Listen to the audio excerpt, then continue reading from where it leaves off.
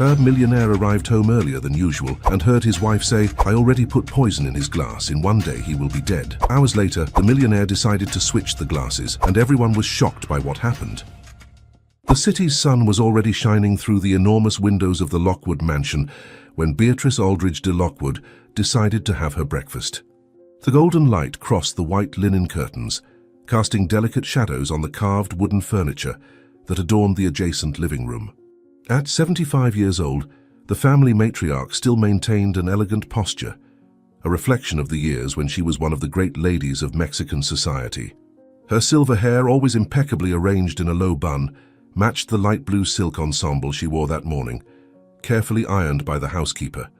Her hands, marked by time but still graceful, trembled slightly as she held the English porcelain cup, adorned with golden details and small blue flowers. Beatrice tried to ignore the knot that formed in her stomach every time she had to face another day in that house, which, although it had been hers for over 50 years, now seemed a minefield of tensions and unspoken fears.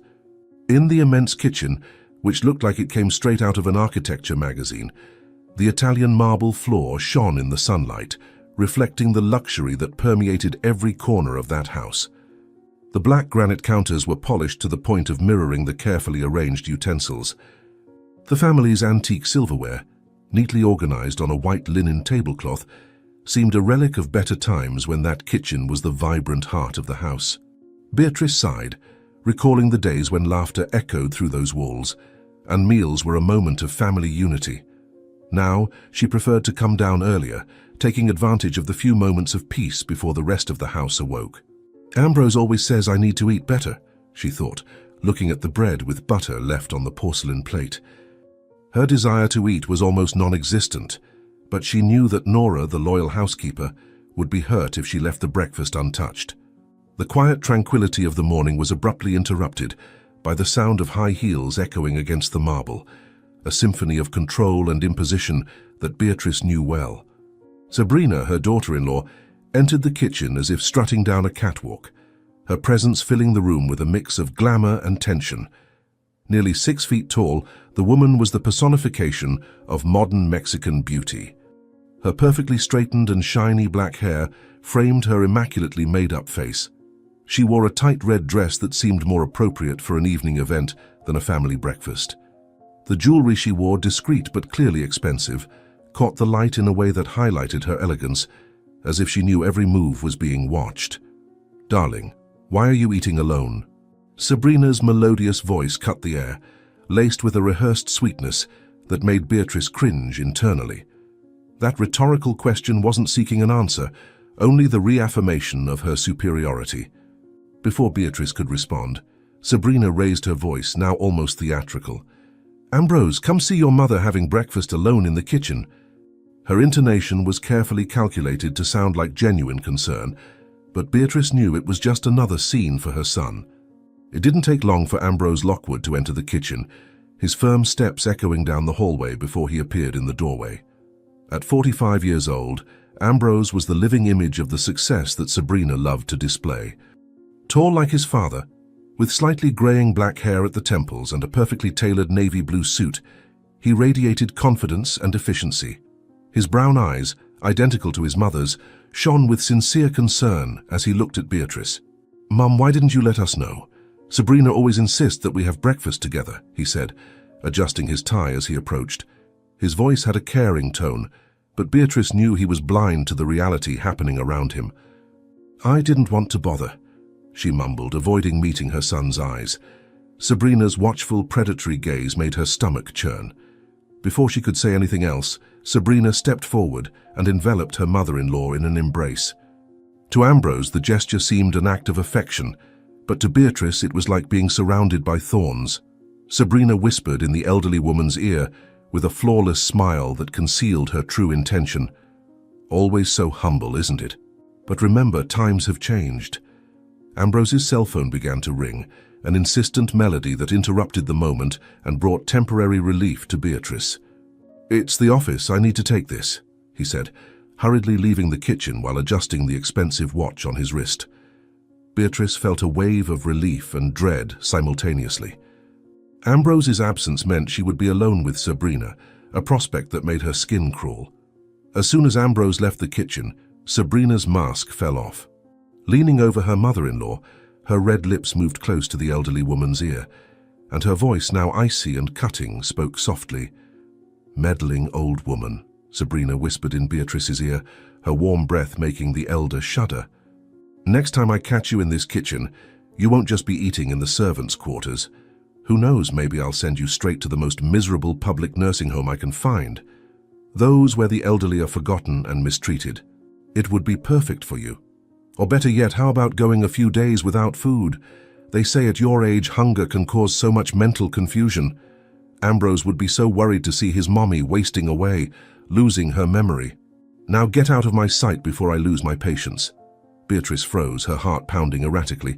She wanted to respond, but her throat seemed dry and powerless. She felt like a bird trapped in a gilded cage, unable to defend herself or escape. The tension was interrupted by the arrival of Evangeline, the 8-year-old granddaughter, who entered the kitchen skipping with an impeccable school uniform and white bows holding her black hair.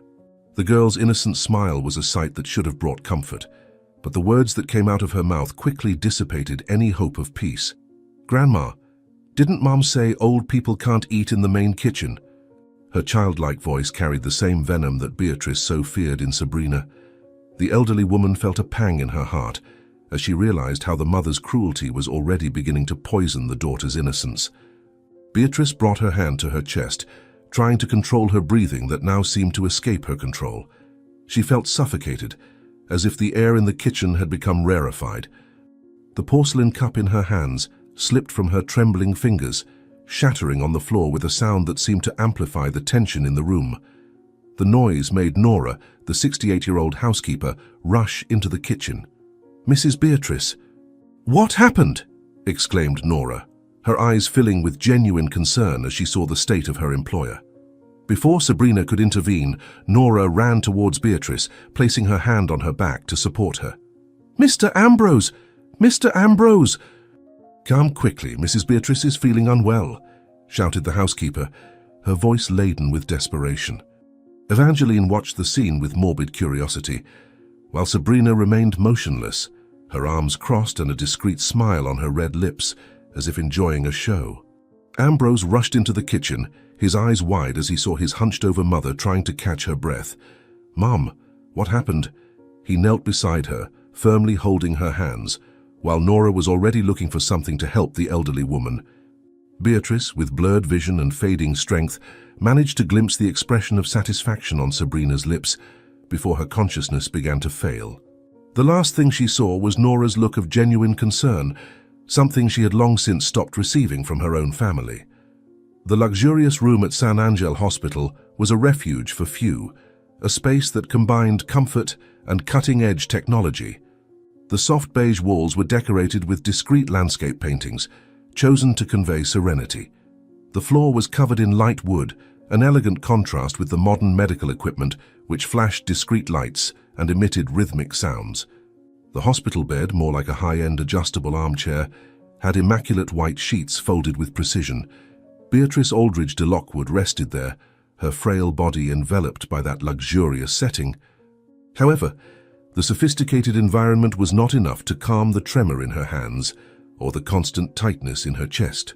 The doctor had left a short while ago, after assuring that the malaise was not serious, just a spike in blood pressure caused by stress. The news, far from bringing relief, deepened Beatrice's anxiety. How could she explain that the real reason for her discomfort was the constant tension she lived in? What she was facing was not something that medicines or consultations could cure. The footsteps in the hallway, unmistakable to Beatrice, sounded like an announcement of more tension. Ambrose, her son, entered first, his firm stride betraying haste and concern. Tall and imposing in his navy blue suit, Ambrose was the personification of a successful businessman. "Mom, how are you feeling?" he asked immediately, crossing the room quickly. Before she could answer, Sabrina appeared right behind him. The daughter-in-law looked like she had stepped out of a fashion magazine, her sleek black hair styled to perfection, and her cream-colored body-hugging dress contrasted with the room's simplicity. Even after hours of waiting, Sabrina maintained her impeccable poise, as if she were never caught off guard. Nora, the faithful housekeeper, entered next. Although discreetly positioned at the door, the woman's kind eyes missed nothing. They soon settled on Beatrice, filled with genuine concern, a gesture that briefly comforted the matriarch. Finally, Evangeline emerged skipping, a stark contrast between childlike energy and the charged atmosphere of the room. The girl, impeccable with her black hair tied in bows, had the same astute look as her mother. "It was just a scare, thank God," said Ambrose, sitting down beside his mother. He gently took her hand, his eyes reflecting the love he felt for her. Beatrice wanted to smile to reassure him, but the weight of her reality prevented her. "Don't worry, Mum, we'll take care of everything so you can rest. You don't need to stress about anything." The words were an empty comfort. How could she rest, knowing that the greatest danger was right there by her side? Sabrina, keeping her sweet tone, leaned in slightly, as if studying Beatrice carefully. "Mother-in-law, you really need to take better care of your health. We're all worried about you, isn't that right, Ambrose?" Her voice was soft, but Beatrice felt the subtext like a cold blade. "So much stress isn't good at your age.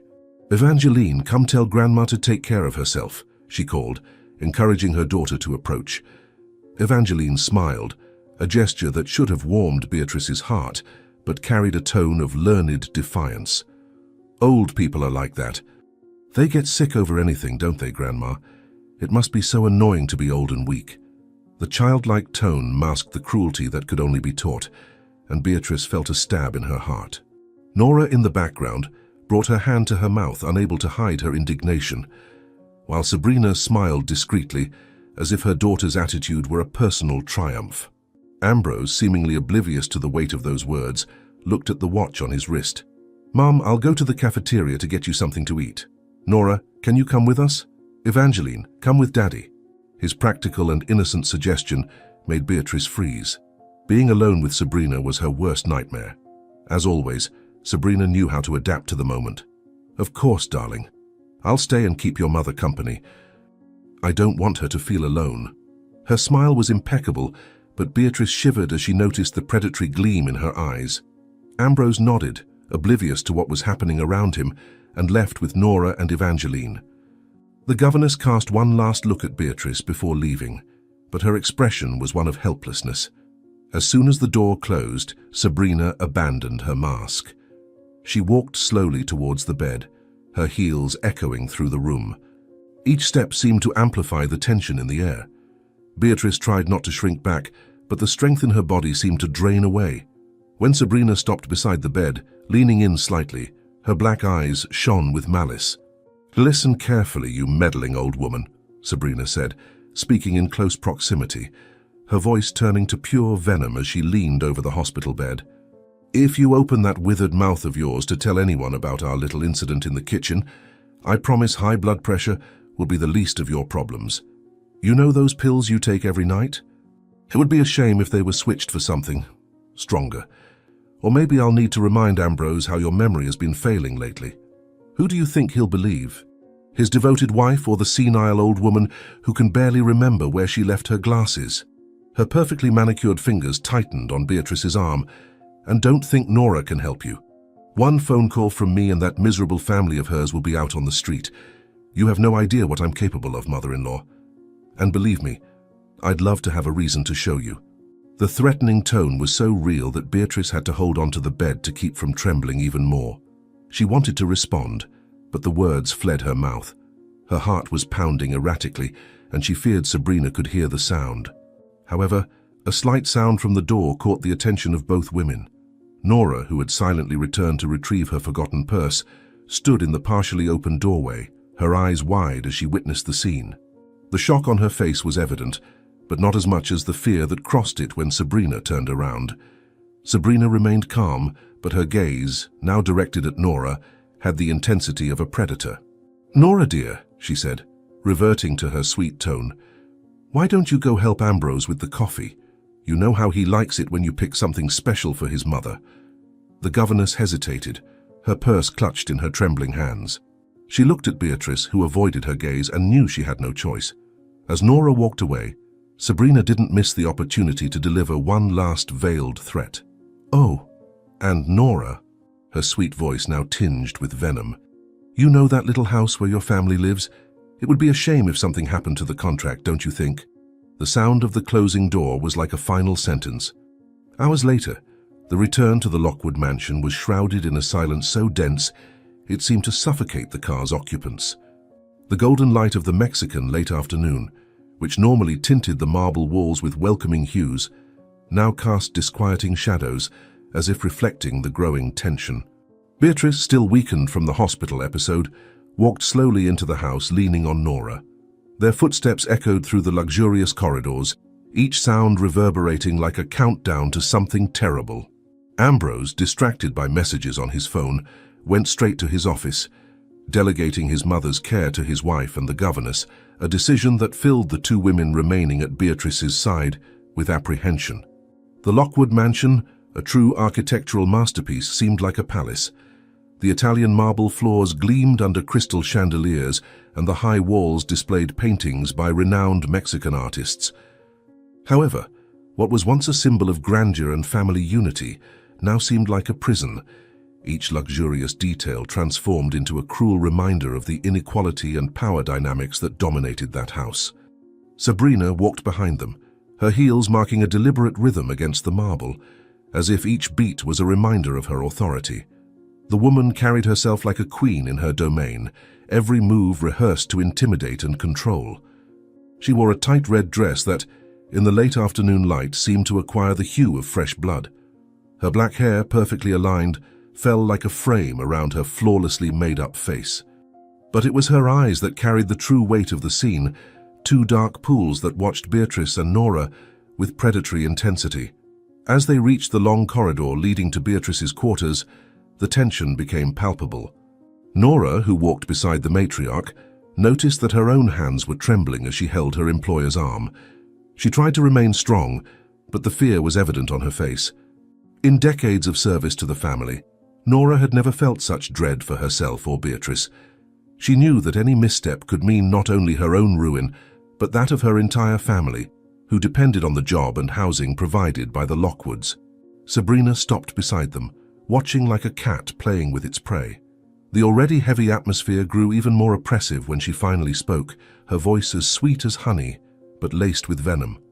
"Nora, dear," she began, approaching with a smile that didn't reach her eyes. "You know, dear Nora." Sabrina drew closer like a feline circling its prey, her voice dripping with sweet venom.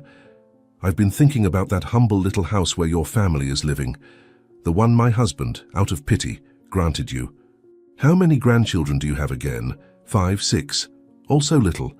It would be a true tragedy if they ended up on the street, wouldn't it? Or worse. Imagine an anonymous report about elder abuse reaching social services right when your daughter is asking for custody of the children. And you know how cruel the system is to poor families." She adjusted a lock of hair with false casualness. "But I'm sure you're intelligent enough to keep your mouth shut. After all, we wouldn't want anything bad to happen to those innocent little children, would we?" She emphasized the "my" with an almost possessive tone, each syllable piercing the governess's heart like a knife. Nora stopped in her place, feeling her legs weaken under the weight of terror. Her hands, calloused by decades of faithful service to the Lockwood family, tightened their grip on Beatrice's arm, like castaways seeking salvation. The grey uniform, which she had always kept immaculate with such pride, now seemed to suffocate her. "Please, Mrs. Sabrina," she whispered, her voice shattering like broken crystal. "My grandchildren. They're just little kids. The youngest is only 3 years old. He needs his asthma medicine." Tears began to stream down her aged face as she continued. "My daughter is pregnant, alone. That house is all we have. Have mercy." Nora fell to her knees, decades of dignity forgotten in the face of the terror of seeing her family on the streets. "We have served your family for 3 generations. My mother raised Don Ambrose. I practically raised Evangeline." Her voice faltered when she saw the cruel pleasure in Sabrina's eyes. "Please, I'll do anything." Sabrina savored every second of that humiliation as if it were a fine wine. Her smile widened with each plea, each tear shed. She slowly approached Nora, her heels marking a cruel rhythm against the floor. "Anything?" she asked with false sweetness, leaning down to lift the governess's chin with a perfectly manicured finger. Then I suggest you keep that mouth of yours shut, or your precious family will find out what it's like to live under a bridge." Turning to Beatrice, Sabrina stepped forward, further reducing the space between them. "And you, mother-in-law," she said, leaning slightly. Sabrina whispered with a macabre smile, leaning over Beatrice. "After so much stress, I think you really need a special little sleeping remedy. You know, I've been researching medications for the elderly. It's amazing how some are so strong they can leave a person sleeping for days. And the most interesting part is that some can even cause permanent mental confusion." She ran her fingers over the pill bottle in the pocket of her dress. "Imagine you sleeping so deeply that you couldn't even tell Ambrose about our little chats. Or better yet, waking up so confused that no one would believe a single word you say. Wouldn't it be good to rest a bit, mother-in-law? A very deep sleep?" The veiled threat made Beatrice clutch the stair railing beside her, desperately seeking some stability. Evangeline's arrival, as if choreographed, further amplified the discomfort of the moment. The girl seemed a reflection of her mother, both in appearance and behavior. Approaching with light steps, she smiled at her grandmother, but there was something unsettling in her gaze. "Mom, can I give Grandma her medicine today?" she asked with a frightening sweetness, her childish voice perfectly masking the cruelty contained in her words. Beatrice felt her blood run cold. What else had that child learned from her mother? Sabrina let out a low laugh, brimming with pride. She placed a hand on her daughter's shoulder and replied, "Of course, my love. Who knows, one day you might help Mommy with everything in this house too." The words were spoken as a joke, but Beatrice knew each one carried a purpose. The sound of approaching male footsteps broke the moment. Ambrose, followed by Graham, the guest Beatrice recognized from previous dinners, entered the hallway. "Darling, where are you? Graham just arrived." Ambrose's voice echoed through the space, full of animation. Upon hearing the man's name, Sabrina lifted her head with a glint in her eyes that Beatrice immediately recognized. It was a different kind of interest, one she wished she hadn't noticed. Quickly, Sabrina adjusted her posture, like an actress entering the scene. The transformation was instant. The cruel look disappeared, replaced by a warm smile and the demeanor of a devoted wife. "We're here, dear," she responded with a melodious voice, walking gracefully towards the men. The contrast between her attitude seconds before and her new persona was so great that Beatrice felt a knot forming in her throat. Nora, seizing the distraction, tried to guide Beatrice to her room. But before they could move away, Sabrina intercepted them with an almost imperceptible gesture. No, all together. After all, we're a family, aren't we?" Her words carried the force of an order. Beatrice tried to protest but couldn't find her voice. Evangeline clapped her hands, excited by the idea. To any outside observer, it seemed a harmonious scene of a happy family. As Ambrose and Graham's footsteps drew nearer, Nora tried once more to protect her mistress. "Mrs. Beatrice is still very tired. Perhaps she should rest a bit before lunch," she said, her voice cautious. Sabrina shot a look at the governess that seemed capable of freezing the air around her. "Nonsense," she replied with artificial sweetness. "She'll love the company, and Graham has always been so close to the family." The emphasis on clothes was laden with other intentions, something Nora immediately noticed and made her skin crawl. Beatrice remained motionless as Sabrina approached Graham. He was a tall man with grey hair, dressed in calculated casualness that denoted his wealth. "Dear Graham," Sabrina exclaimed, her voice overflowing with charm. "How good that you came. We were just taking Beatrice to freshen up a bit before lunch." Her smile was warm, but there was a glint in her eyes that only Nora seemed to notice, a look that lingered on Graham for a second longer than appropriate.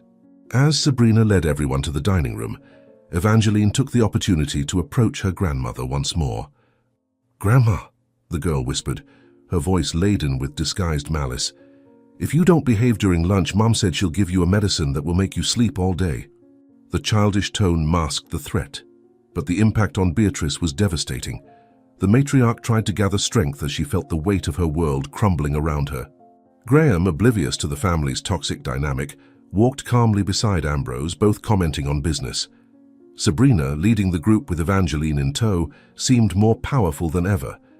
And Nora, ever watchful, stayed one step behind, her vigilant eyes on Beatrice, fearing what else might happen at that fateful lunch.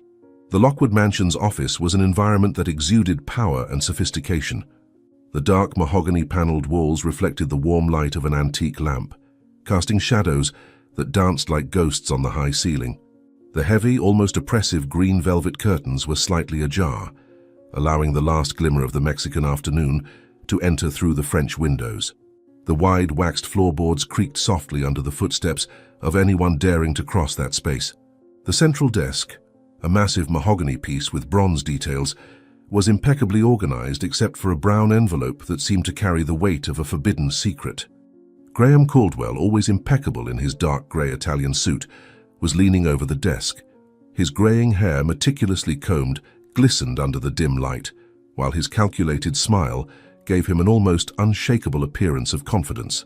But there was something in his gaze, a glimmer of ambition that betrayed the superficial calm. Seated there, he seemed more like an actor rehearsing his performance than a man at ease. Lunch had ended minutes before, and Ambrose, distracted with his business, hurried away for a video conference. This interval was the moment Sabrina and Graham had been waiting for. As soon as Ambrose disappeared upstairs, Sabrina closed the office door behind her with a soft click that sounded loud in the silence. The sound of the lock resonated through the room like the first sign of a plot that was about to unfold. She walked towards Graham, her stiletto heels marking a steady rhythm on the wooden floor. Each step was calculated, every movement seemed rehearsed to project power and control.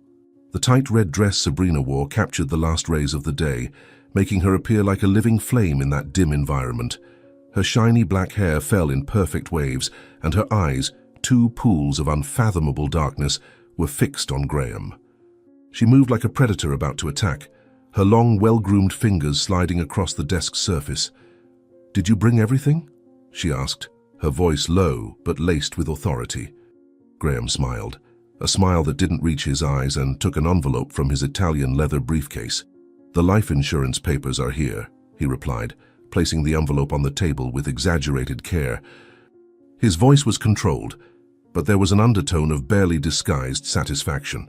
"Now we just need to make sure he signs the last document, and of course, that your dear mother-in-law doesn't interfere." Sabrina's expression instantly hardened. She leaned over the desk, moving closer to Graham with eyes that seemed to want to pierce him.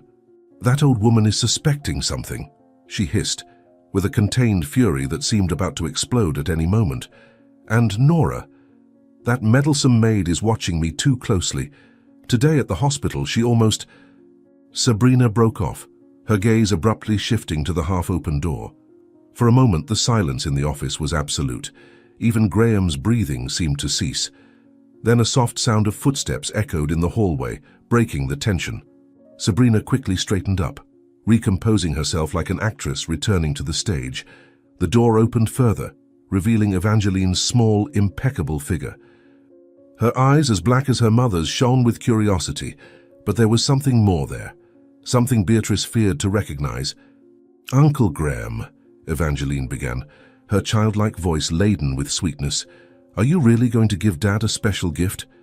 Her question sounded innocent, but the smile that accompanied the words betrayed a sinister understanding. The girl knew more than she should, and Graham and Sabrina instantly understood this. Graham, regaining his composure, smiled back at the girl. "Yes, dear," he replied in an affectionate tone. "A gift Dad will never forget." Sabrina watched the interaction with a mixture of pride and caution, her arms crossed over her chest, like a lioness protecting her territory. Sabrina then approached her daughter, bending down slightly until she was at the girl's level. "Evangeline, my love," she began with a sweet voice that masked the ice in her tone, "why don't you go see if Grandma has taken her medicine? You know how forgetful she's been lately." Her suggestion was imbued with an underlying cruelty, and Evangeline smiled in response, as if she perfectly understood the insinuation. Before the girl could answer, a sound in the hallway captured the attention of the three. Nora passed silently, the fabric of her grey uniform almost merging with the late afternoon shadows. For a brief moment, Nora's and Sabrina's gazes met.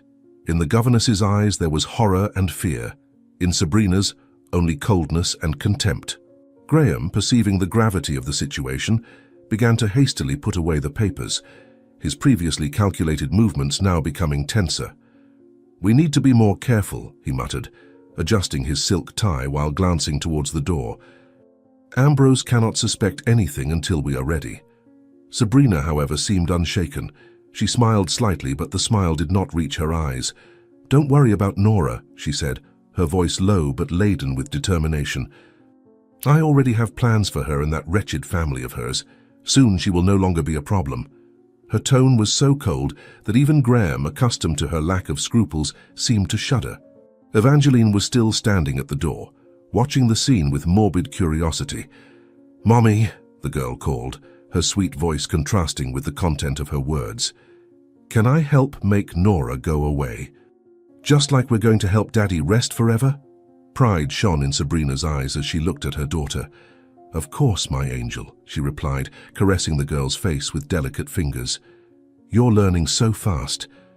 At that moment, the sun finally disappeared below the horizon, plunging the office into deep shadows. Graham, trying to recompose himself, turned on the desk lamp. The yellowish light illuminated only a small circle around them, while the rest of the office remained dark, as if the scene were being staged under spotlights. The shadows projected on the walls took on grotesque shapes, reinforcing the atmosphere of conspiracy. "The life insurance is at the maximum value," Graham whispered, as if fearing someone might overhear through the walls. "And with the modifications we made to the will." He did not finish the sentence, for Sabrina raised her hand, asking for silence. Her senses seemed sharpened, catching something beyond Graham's reach. Heavy footsteps echoed in the hallway. Ambrose was returning from the video conference, rapidly approaching. Sabrina, with the deftness of one who lives by appearances, rearranged the scene in seconds. She turned to Evangeline with a sweet smile. "Dear, go play in the garden. Uncle Graham and I need to finish the preparations for Daddy's surprise party, remember?" Evangeline nodded, but cast a last curious glance at the documents on the table before leaving. As Ambrose approached, Nora remained hidden in the shadows of the hallway. Her heart was racing, her hands trembling, as she held the cell phone with which she had recorded the conversation. She knew that recording was the only proof of what she had just witnessed. However, what Nora did not know was that Sabrina had already noticed the reflection of the phone's screen glare on the glass door of the office. "You know, my dear," the daughter-in-law began, her melodious voice dripping with venom. "You know, my sweet." Sabrina approached the armchair slowly, her fingers sliding over the medicine bottles. "I've been researching some wonderful nursing homes, especially those far away from here, in the poorer neighborhoods of the city, places where no one asks questions when the elderly. Troublemakers show up with a few bruises, where the screams at night are so common that no one cares anymore, where visits are discouraged. And most interestingly, many of these places have special wings for patients who develop sudden mental issues. Can you just imagine one day to the next, a perfectly lucid lady starts having terrible hallucinations, mental confusion? It's amazing how some medications can cause that kind of effect, isn't it? And poor Ambrose will be so busy taking care of the business that he'll hardly have time for visits. After all, who would want to see a mother who doesn't even recognize her own son anymore? Her words were accompanied by a drumming of long, well-groomed fingers over the medicine bottles. The sound, repetitive and cold, filled the silence of the room like a threatening drip. Beatrice felt panic growing inside her. She tried to respond, but her voice came out weaker than she would have liked. "My son would never allow," she said, more like a prayer than a statement. Her eyes searched for something, anything, that could bring her comfort at that moment. But the smile Sabrina displayed in response dispelled any hope. "Your son?" Sabrina laughed, a low and cruel sound that made Beatrice shudder. She approached her mother-in-law like a snake about to strike, her heels marking each step with threatening precision. "Your precious Ambrose does absolutely everything I want, dear mother-in-law. Every decision, every thought. Everything goes through my scrutiny." She began circling the armchair where Beatrice was seated, her fingers gliding over the velvet backrest. "Or haven't you realized how he didn't even question your little incident in the kitchen? How he so easily accepted that you slipped, that you're confused?" Each word was uttered with sadistic pleasure. Leaning in until her face was inches from Beatrice's, her expensive perfume suffocating the air between them, Sabrina continued, "Do you know why? Because I built the perfect wife, the devoted mother he always dreamed of. The concerned daughter-in-law everyone admires, every smile, every public gesture of affection, meticulously planned. She gripped Beatrice's chin forcefully, forcing her mother-in-law to look at her. Who do you think he'll believe? The beloved wife who never left his side, who gave him the perfect family? Or the senile old woman who can barely remember where she left her glasses? Her smile widened as she saw the fear in her mother-in-law's eyes. Speaking of memory, those sleeping pills of yours, sometimes I wonder if they're not too strong. It would be a shame if you started having more. Serious episodes of confusion. The sound of childish footsteps in the hallway interrupted the cruel monologue. Beatrice froze upon hearing the soft shuffle of slippers on the floor. Evangeline appeared at the door, wearing a delicate embroidered silk pajama, the picture of childish innocence. But the glint in the girl's eyes revealed something darker. "Look, Evangeline, how helpful," Sabrina said, turning to her daughter with a smile that mixed pride and something more perverse. "Come here, dear. Help Mommy take care of Grandma." Evangeline entered the room carrying a glass of water, holding it with her small hands. Her eyes shone with malice, a disturbing reflection of her mother's influence. "Grandma, drink it all up," she sang with unsettling sweetness. "Mommy said old people need lots of water, especially before bedtime. Isn't that right, Mommy?" Beatrice's hands were shaking so much that she could barely hold the glass when the girl offered it to her. Sabrina, with her arms crossed and a satisfied look, seemed to be watching the performance of her masterpiece. The combination of terror in Beatrice's eyes and Evangeline's somber obedience was what she appeared to aim for.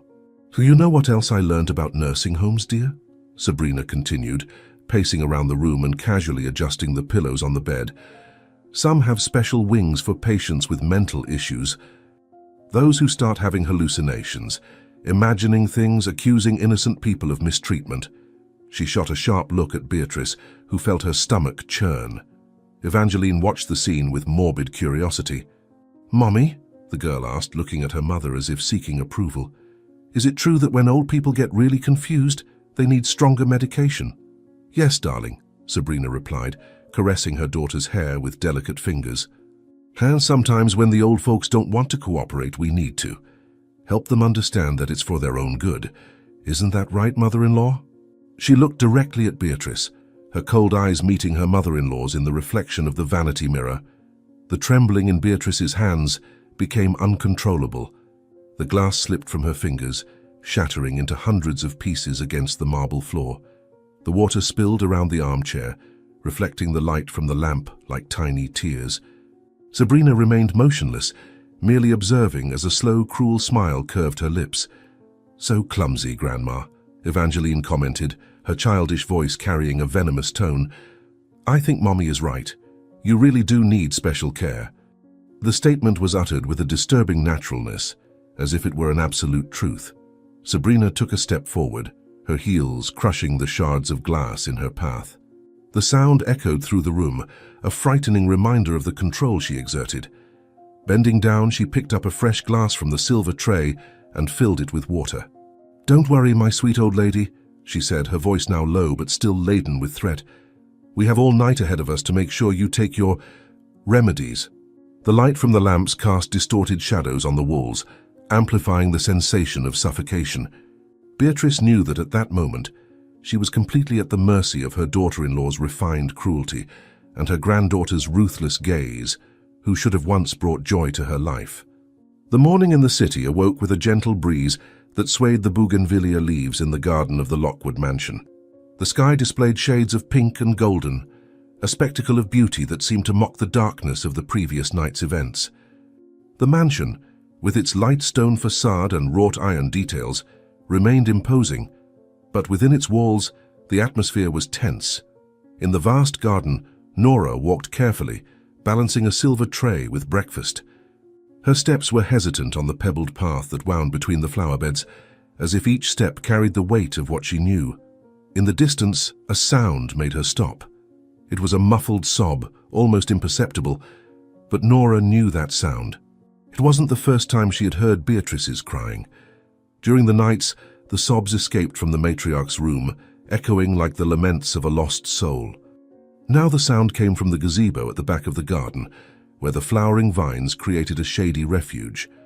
Nora's heart tightened as she recognized the pain in those sobs. She knew that Beatrice was no longer the strong, self-assured woman she had known, but a frightened shadow of who she once was. She approached the gazebo with soft steps, her hands gripping the tray as if it were a shield against the forces she feared. There, on one of the white-painted wooden benches, Beatrice was curled up, looking smaller and more fragile than ever. The blue silk robe she wore, once a symbol of elegance, now seemed too large for her thin, hunched body. Her hands trembled as she held an embroidered handkerchief, vainly trying to dry the tears that streamed down her wrinkled face. The morning's brilliance reflected in the droplets, transforming them into tiny prisms that contrasted with the expression of pure despair. "Mrs. Beatrice," Nora called, her voice low, almost fearing to break the silence of the moment. "So you haven't eaten anything today?" She approached slowly, her movements measured like someone approaching an injured bird. The tray carried fresh coffee, soft bread, and perfectly arranged fruit, a meal that should bring comfort, but now seemed only a reminder of emptiness. Beatrice raised her gaze, and what Nora saw in her eyes made her stomach churn. There was terror, deep and paralyzing. The matriarch gripped the governess's arm with a surprising strength for someone so frail. She began, but her voice failed before she could complete. She took a deep breath, trying to gather strength. "She said she's going to send me to a nursing home." Her words came out in an urgent whisper, almost begging for help. "She said she'll convince Ambrose that I'm crazy." "Nora, she described horrible places where no one would hear me scream." Nora felt her heart tighten even more. She set the tray down on the small gazebo table and sat down beside Beatrice, momentarily breaking the barriers that had always separated mistress and servant. "Mrs. Beatrice, this cannot continue like this," she said, her voice charged with emotion. "We need to tell Mr. Ambrose. He has to know what's happening before it's too late." Before she could continue, a childish voice cut through the air like a blade. "Grandma's talking to herself again, Mommy," said Evangeline, her voice laden with false innocence. The girl stood at the entrance to the gazebo, her school uniform neat and a malicious smile mirroring her mother's. Nora stood up immediately, regaining her servile posture, but the damage was already done. Sabrina emerged right behind her daughter, her imposing figure standing out against the soft morning light. She wore an emerald green silk ensemble that seemed to glimmer with each movement, as if it were the skin of a snake about to attack. Her face was impeccably made up, but it was in her eyes that the true venom concentrated. "Darling, what a fright," she said, approaching with firm steps, while her voice took on a tone of false concern. "Walking around the garden like that, all alone, after all your recent episodes." Beatrice tried to stand up, but her legs faltered. Instinctively, Nora extended her hand to help, but Sabrina's sharp gaze made her stop. "You should rest, sweetie," Sabrina continued, leaning slightly over her mother-in-law. "Ambrose and I were just talking about getting you some professional help, places where they could take good care of you." The sound of male footsteps on the stone path drew everyone's attention. Ambrose approached, his erect posture and impeccable navy blue suit standing out against the garden's backdrop. His expression was a mix of confusion and concern. The sun reflected off his glasses, making it difficult to read his eyes, but there was something in the tension of his shoulders that suggested doubt. "Daddy!" Evangeline shouted, running towards him. Her voice seemed laden with childlike sweetness, but Nora knew it was a rehearsed performance. Grandma was talking to herself again, and Nora was here with her. Just like that time Mommy said they were plotting something. Sabrina walked over to Ambrose with her usual elegance, immediately assuming the role of devoted wife. "Darling," she began, her voice mellifluous, "I think we need to talk about your mother." She cast a quick glance at Beatrice, as if reinforcing her concern. "It's been a while since I've noticed worrying behaviors." Nora remained motionless, feeling powerless as the web of lies was woven before her. In her hand, the handkerchief Beatrice had dropped felt like an unbearable weight. In the pocket of her apron, the cell phone with the recording of the conversation between Sabrina and Graham burned like a secret that could save or destroy lives. Ambrose slowly approached the gazebo, his eyes fixed on his mother. There was something different in her expression now, a spark of doubt that hadn't been there before. Sabrina noticed too. For a brief moment her smile wavered, but she quickly regained it. "Ambrose," she said, trying to catch his attention, but her voice didn't sound as confident as before. The shrill ringing of Ambrose's phone interrupted the moment. He looked at the screen and sighed. "It's Graham," he said, already answering the call. "It must be about the business we discussed yesterday." He walked away, his voice fading into a murmur in the background. The silence that followed was almost palpable. Sabrina remained still, watching Ambrose walk away. When he finally disappeared from sight, her smile changed. It was no longer the mask of concern she wore in front of her husband, but a cold and calculated expression. She turned to Beatrice and Nora, her gaze laden with malice. The game wasn't over yet, but at that moment Nora knew the pieces were about to shift. The afternoon sun streamed through the stained glass windows of the Lockwood Mansion's living room, creating soft, colorful patterns that danced across the antique furniture.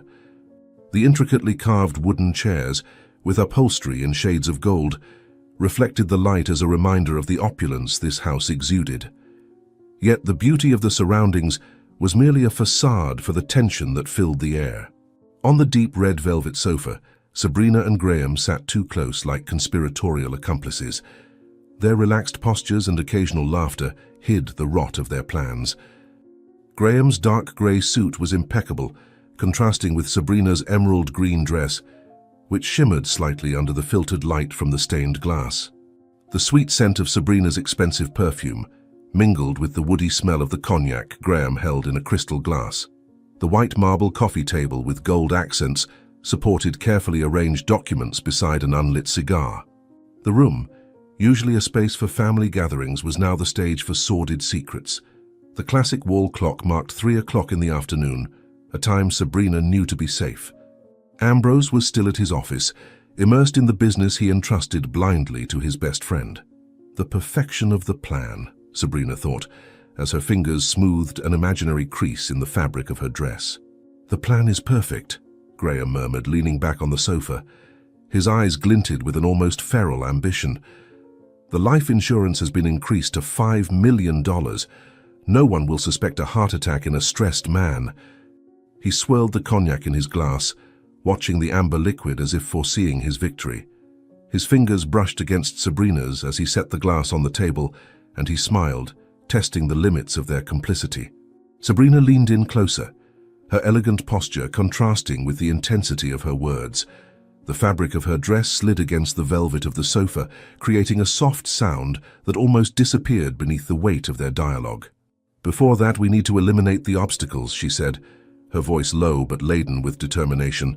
Her dark eyes were locked with Graham's. "Nora, that nosy old woman is starting to sniff around too much."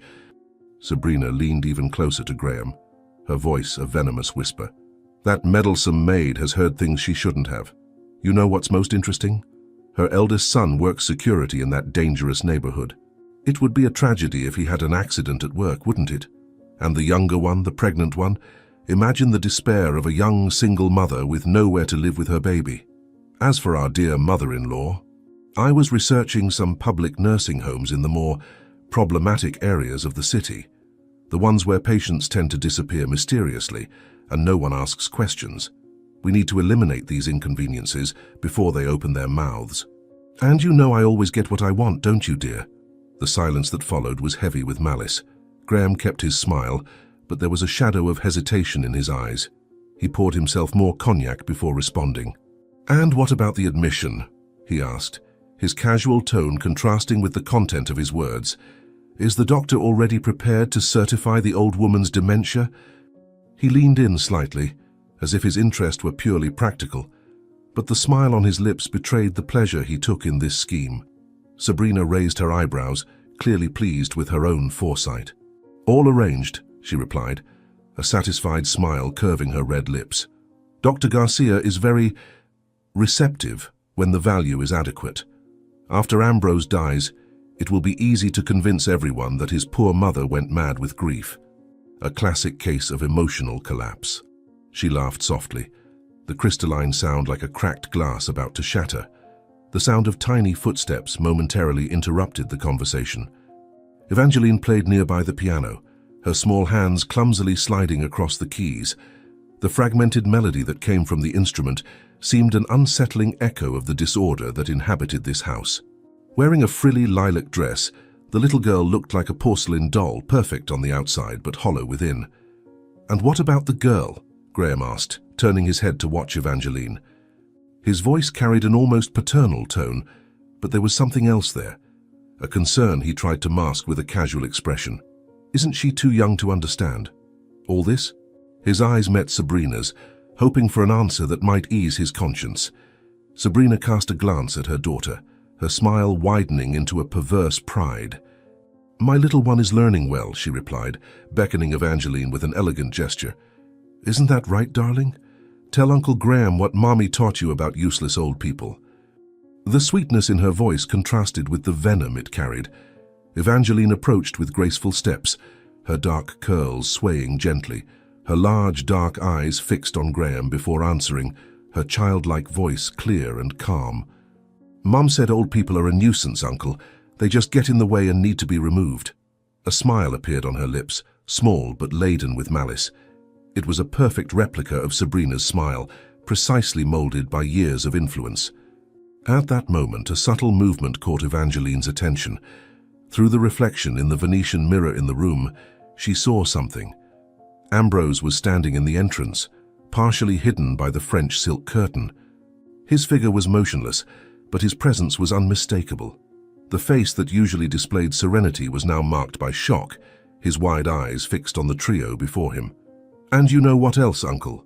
Evangeline continued, unaware that her father was listening to every word. "Mom said that after Daddy goes to heaven, we'll be very rich, and Grandma will go to a special place where no one will believe her stories." The girl's voice sounded melodious, almost too sweet for the gravity of what she was saying. The sound of breaking glass cut through the air. Ambrose, without realizing it, had dropped his phone to the floor. Sabrina and Graham startled, turning to look for the source of the noise. But Ambrose, moved by quick reflexes, silently retreated down the hallway before they could see him. His heart pounded erratically, and his mind struggled to process what he had just heard. The reality he knew was crumbling. Sabrina rose from the couch with fluid movements, smoothing her dress as if nothing had happened. "Speaking of your father," she said in a casual tone, "we need to finalize the preparations for tomorrow's special dinner. It will be an unforgettable night." Her voice carried a veiled promise that she knew only Graham would understand. In the hallway, Ambrose leaned against the wall, his breath heavy and uneven. The last few minutes had revealed a truth he had never imagined possible. 20 years of marriage, a decades-long friendship with Graham, it was all a lie. His daughter's words echoed in his mind like a death knell. Mum said that after Daddy goes to heaven. The sound of Sabrina's laughter pierced the walls, mingling with the clinking of Graham's crystal glass and Evangeline's childlike voice. It was a macabre symphony that finally opened Ambrose's eyes to the truth that had been in front of him all along. Night had settled over the Lockwood mansion like a heavy cloak of secrets. Outside, the treetops swayed gently in the breeze, casting undulating shadows across the tall windows. Inside the study, Ambrose worked under the warm glow of an antique lamp, creating a pool of dim illumination amidst the shadowy surroundings. The dark wooden bookshelves crammed with volumes and the sturdy mahogany furnishings lent the space an air of solidity and tradition, but tonight everything felt more oppressive. The silence was broken only by the faint ticking of the wall clock, each beat seeming to synchronize with Ambrose's racing thoughts. Seated at his desk, Ambrose's face, usually serene, was etched with tension. His green eyes seemed lost, fixed on some indeterminate point on the desktop as he tried to piece together the puzzle forming in his mind. The words he had overheard earlier, coming from his own daughter, echoed incessantly. "After Daddy goes to heaven." It was a childlike and cruel phrase, delivered with unsettling sweetness, but containing the bitter truth of a conspiracy he was just beginning to comprehend. His hands trembled slightly as he rifled through drawers and files. He needed proof, something to confirm what his heart already knew to be true. Each document he examined seemed to pulse with added weight, as if the paper carried not just information, but the fate of his family. The clock struck 11 when Ambrose found the first evidence, a life insurance policy in his name. The numbers leapt out at him immediately, the value astronomically higher than what he remembered purchasing. What truly made his stomach churn was the date of the alteration, coinciding with the start of Sabrina's and Graham's frequent business meetings. Ambrose rubbed his face with both hands, trying to shake off the crushing weight of the discovery. The final detail was like a punch to the gut. One of the signatures on the document was an almost perfect imitation of his own. He recognized the handwriting only because he knew the intricacies of his own signature strokes. With trembling fingers, he continued his search, a sense of urgency growing with each passing second. He opened a hidden compartment at the back of the desk, revealing something even more disturbing. Bank statements showing suspicious transfers to accounts he didn't recognize, all made by Graham in recent months. Beside them, a folder containing supposed medical evaluations of his health, documents detailing a progressive deterioration he had never experienced. The sound of footsteps in the hallway interrupted his investigation, making his heart race. Ambrose froze, his breath caught. For one terrifying moment he thought it might be Sabrina, but soon realized the cadence was different, hesitant, cautious. The door slowly opened, revealing Nora, still dressed in her grey housekeeper's uniform. Her face was etched with worry, the lines of expression deeper than usual. "Don Ambrose," she called, her voice almost a whisper, "there is something you need to know." Ambrose gestured for her to enter and quickly closed the door behind her, locking it with a click that sounded loud in the silence of the office. He could see the fear in Nora's eyes, the same fear he felt. Her wrinkled hands were twisted on her apron, as if seeking something to anchor her. "Nora, please," he said, his voice hoarse with emotion. "Tell me everything, no matter how terrible it is." The loyalty built over decades between employer and employee created a moment of absolute honesty. Nora took a deep breath, taking a cell phone out of her pocket with trembling hands. "I have a recording, Don Ambrose," she began, her voice faltering slightly. "Doña Sabrina and Don Graham, they were in the office earlier today." Her eyes shifted to the door, as if fearing someone might overhear her. Before she could continue, an almost imperceptible sound in the hallway made them both freeze. Ambrose gave a slight nod, encouraging her to go on. Nora tapped the screen of the cell phone, and the audio began to play. Sabrina's voice echoed in the small space, so familiar and yet strangely cold. "The poison can't be detected. It will seem like a heart attack." Ambrose felt his whole body stiffen as he heard Graham calmly respond, discussing the details of the plan as if talking about a dinner menu. The conversation continued, filled with occasional laughter and a tone of confidence that only intensified the horror of the situation. As they listened, neither of them noticed the small shadow moving outside. Evangeline, still in her silk pajamas, peered through the crack in the door, her dark eyes shining with the malice that seemed to have been born in her. Silently, the girl quickly retreated, running through the corridors with a smile that didn't match her age. "They plan to do it tomorrow night," Nora continued, turning off the audio and stuffing the cell phone back into her pocket. Her voice now visibly trembled. "During the special dinner that Doña Sabrina is organizing, Don Ambrose, they also have plans for your mother. They want to commit her to a horrible place where no one will hear her." Tears began to stream down the wrinkled face of the housekeeper, her hands shaking so much that Ambrose had to hold them to calm her down. Ambrose felt as if the ground was disappearing from under his feet. He sank into the leather chair, his hands buried in his hair. 20 years of marriage, decades of friendship with Graham, it was all an illusion, a macabre play that would culminate in his own death. "My mother's medicine," he muttered, a new thought hitting him with force. "Sabrina has insisted on giving it to her personally. She always says Nora is too busy to take care of it." He looked up, filled with terror. "What has she been giving my mother?" Before Nora could answer, another noise came from the hallway, louder this time.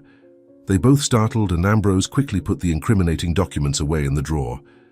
His brain was working overtime, formulating a plan as time seemed to run out rapidly. "Nora," he whispered, his voice firm despite the panic, "don't leave my mother alone with Sabrina. Not for a minute. Tomorrow we need to act before the dinner." Before he could complete his instructions, the distinct sound of high heels echoed down the hallway, each step like a drum announcing Sabrina's arrival. Nora's look filled with panic, but Ambrose made a discreet gesture for her to leave through a side door. "Go now," he whispered, "and be careful." As Nora disappeared into the darkness of the side corridor, Evangeline had already reached her parents' room. "Mommy!" she called, her voice laced with feigned urgency. "Daddy is in the office with Nora." They were listening to something on her cell phone.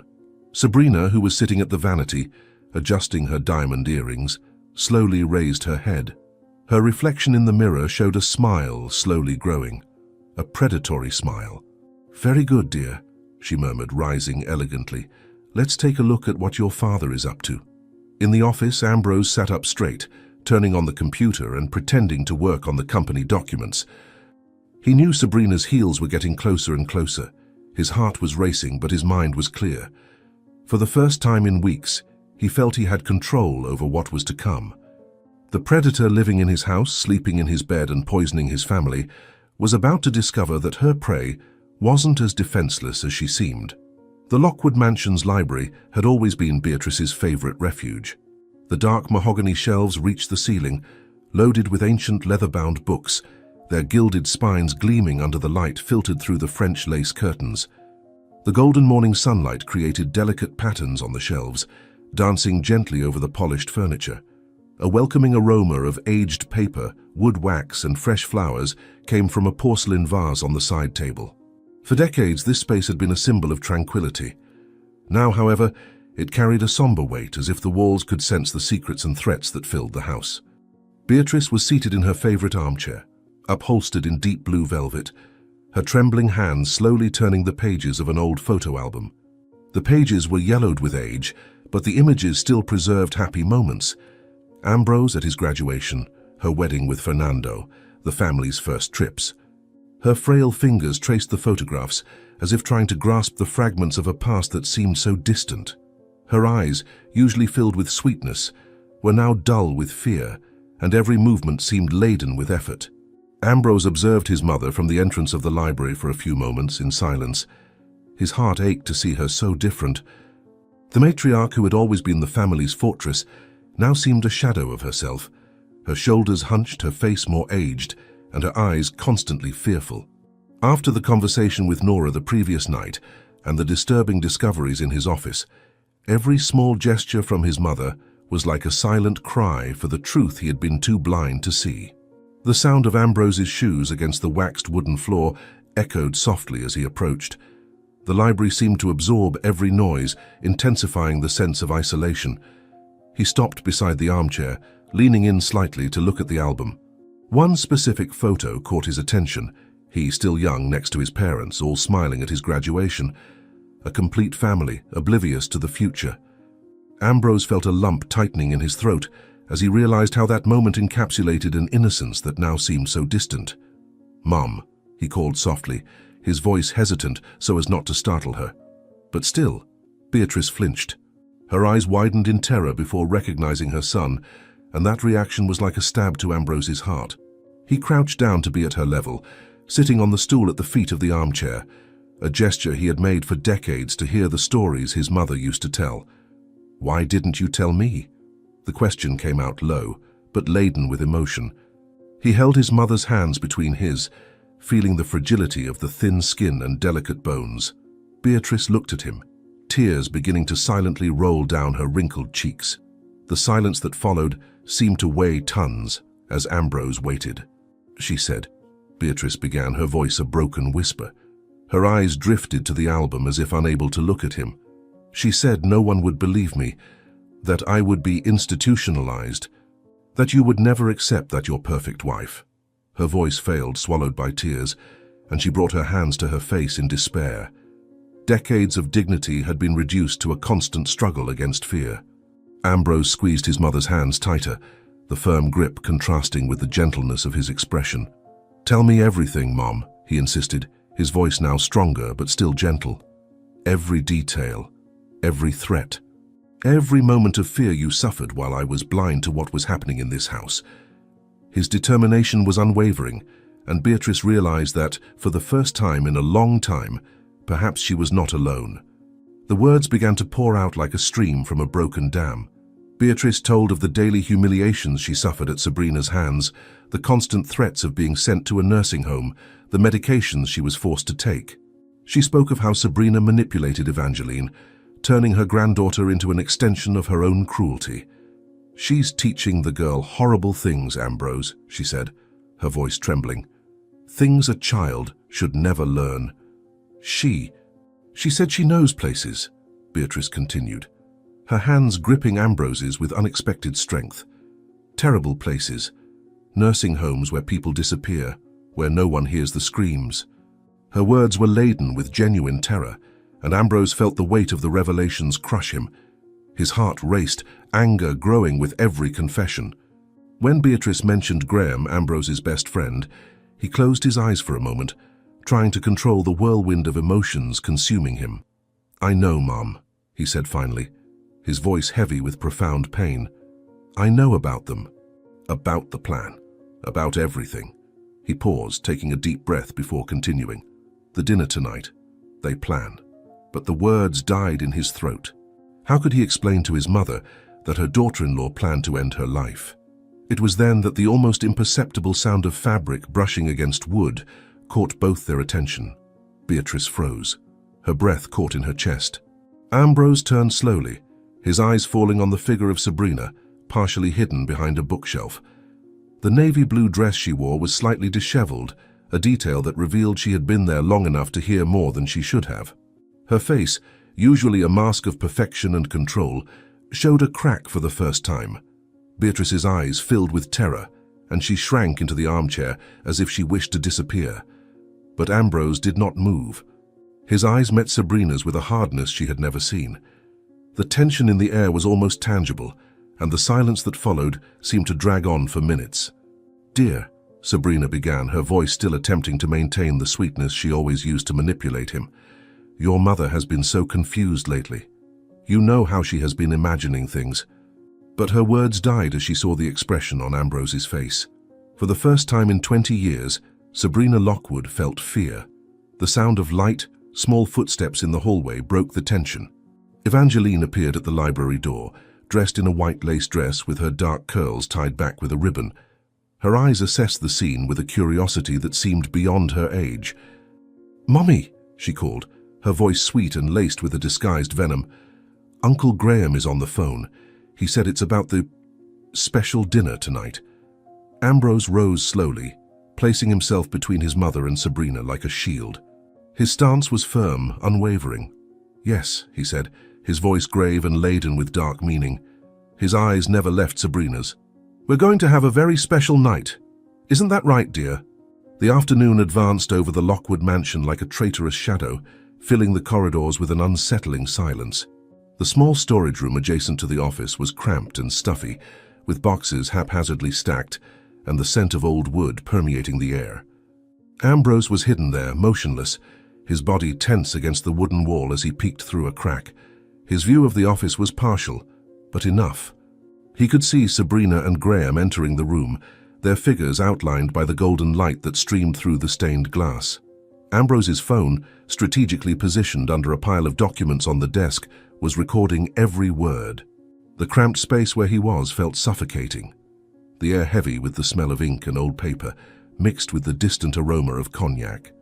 But the tension in Ambrose's chest was even more oppressive. His heart beat like a drum, each pulse echoing in his ears as he listened to the dialogue that was about to expose the truth. Sabrina entered the office first, her delicate but firm hands adjusting the red dress that hugged her body like a second skin. The sound of her high heels marked a determined rhythm against the wooden floor, echoing through the room like a warning of her dominant presence. Her dark hair was perfectly groomed, falling over her shoulders with a luster that contrasted with the malice emanating from her eyes. She looked like a macabre queen, ruling her realm of deception with calculated elegance. Graham followed shortly after, with his usual air of sophistication that Ambrose now saw as a mask of falsity.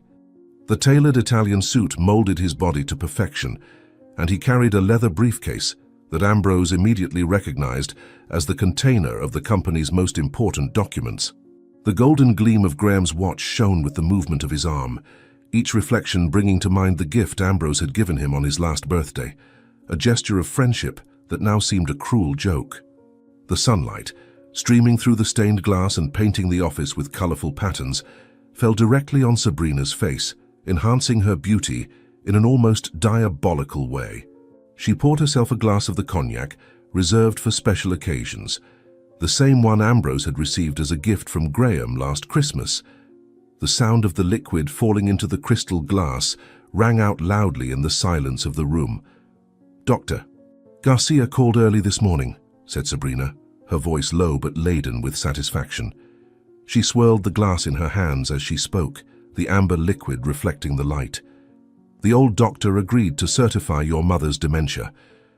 Within a week she'll be committed." Sabrina brought the glass to her lips, savoring the cognac before adding, "He knows a perfect place, far away from here, where no one will question if a patient disappears." Ambrose felt his body freeze. Every word that came out of his wife's mouth was like a stab wound.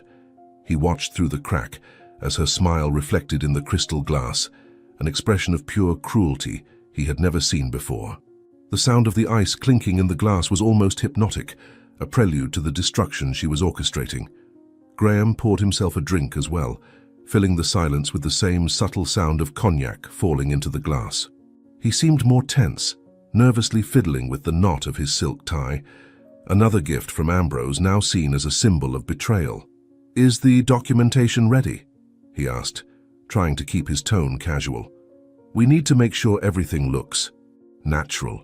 Sabrina approached Graham, her movements smooth and graceful but fraught with intent. "All prepared," she replied, placing one of her hands on his shoulder. "The medical reports, testimonies from the employees. So even that idiot Nora will confirm that the old woman is confused. She'll do anything to protect her miserable little family." Her crystalline laugh sounded like shattering glass, filling the office with a disturbing dissonance. In the storage room, Ambrose clenched his fist so tightly he felt his nails digging into his palms. The rage and hatred bubbling inside him was something new, a raw emotion that threatened to consume his sanity. 20 years of marriage, a lifetime of friendship with Graham, reduced to a conspiracy against his own mother. "And Ambrose?" asked Graham, his voice betraying a note of concern. He was tense, his eyes avoiding Sabrina's. "He's been different since yesterday, more observant. Do you think he suspects anything?" Sabrina responded with a smile that made Ambrose's stomach churn. "I have something special prepared for him," she said, her fingers toying with the rim of the glass. "That poison we got, it's really a masterpiece. Undetectable, fast, and best of all, it perfectly mimics a heart attack." The sound of light footsteps in the hallway made everyone freeze. In the small storage room, Ambrose held his breath, fearing being discovered. But to his relief and horror, it was only Evangeline, passing by with her favorite doll. The girl stopped at the door, her dark eyes analyzing the scene with a curiosity beyond her age. "Ah, darling," Sabrina called, her voice taking on a sweet maternal tone that Ambrose now knew to be completely false. "Come here. Uncle Graham and I are planning a very special surprise for Daddy." The way she emphasized special made Ambrose shudder. Evangeline entered the office, carrying the doll with the rehearsed grace of a little society lady. "Is it about tonight's dinner, Mummy?" she asked, her childlike voice laced with malice. "The one that will make Daddy sleep forever?" The pride on Sabrina's face as she heard those words was grotesque. "Exactly, my love," she replied, bending down to caress her daughter's hair. "And then when Grandma goes to that special place, it will be just the three of us. You, me, and Uncle Graham." She cast a meaningful glance at Graham, who responded with a tense smile. In the storage room, Ambrose checked his phone again, confirming that every word was being recorded. The anger he had initially felt had transformed into something cold and calculating. He knew he could not act impulsively. The man who was hiding in that storage room was no longer the same one who had entered. Naivety had died, giving way to relentless determination. Graham consulted his gold watch, the same gift from Ambrose, before rising. "I have to go," he said, finishing his drink in one gulp. "I need to prepare the bank transfer documents. After everything happens, we'll need to act quickly." He leaned in to kiss Sabrina, a gesture that seemed a profanation in the environment where so many Lockwood family memories had been built. "Don't worry," Sabrina replied, her smile now bordering on the sadistic. "In 24 hours, Ambrose will be gone, the old lady will be institutionalized, and we will be free and rich." She raised her glass in a macabre toast to the destruction of the Lockwood family. Night fell over the Lockwood mansion like a curtain of black velvet, enveloping everything in a heavy, threatening silence. Ambrose parked his car 2 blocks away, leaving the engine off for a few moments as he gathered courage. The special dinner was scheduled for 9 o'clock, but something in his instinct, or perhaps in his latest discoveries, compelled him to return early. The phone in his pocket, carrying the incriminating recordings, seemed to burn like a constant warning that the night would mark a breaking point in his life. Walking along the quiet streets leading to the mansion, Ambrose felt the gravity of the situation weighing on his shoulders. The cool night air, imbued with the scent of jasmine escaping from some neighboring garden, seemed inadequate in the face of the chaos unfolding within his mind.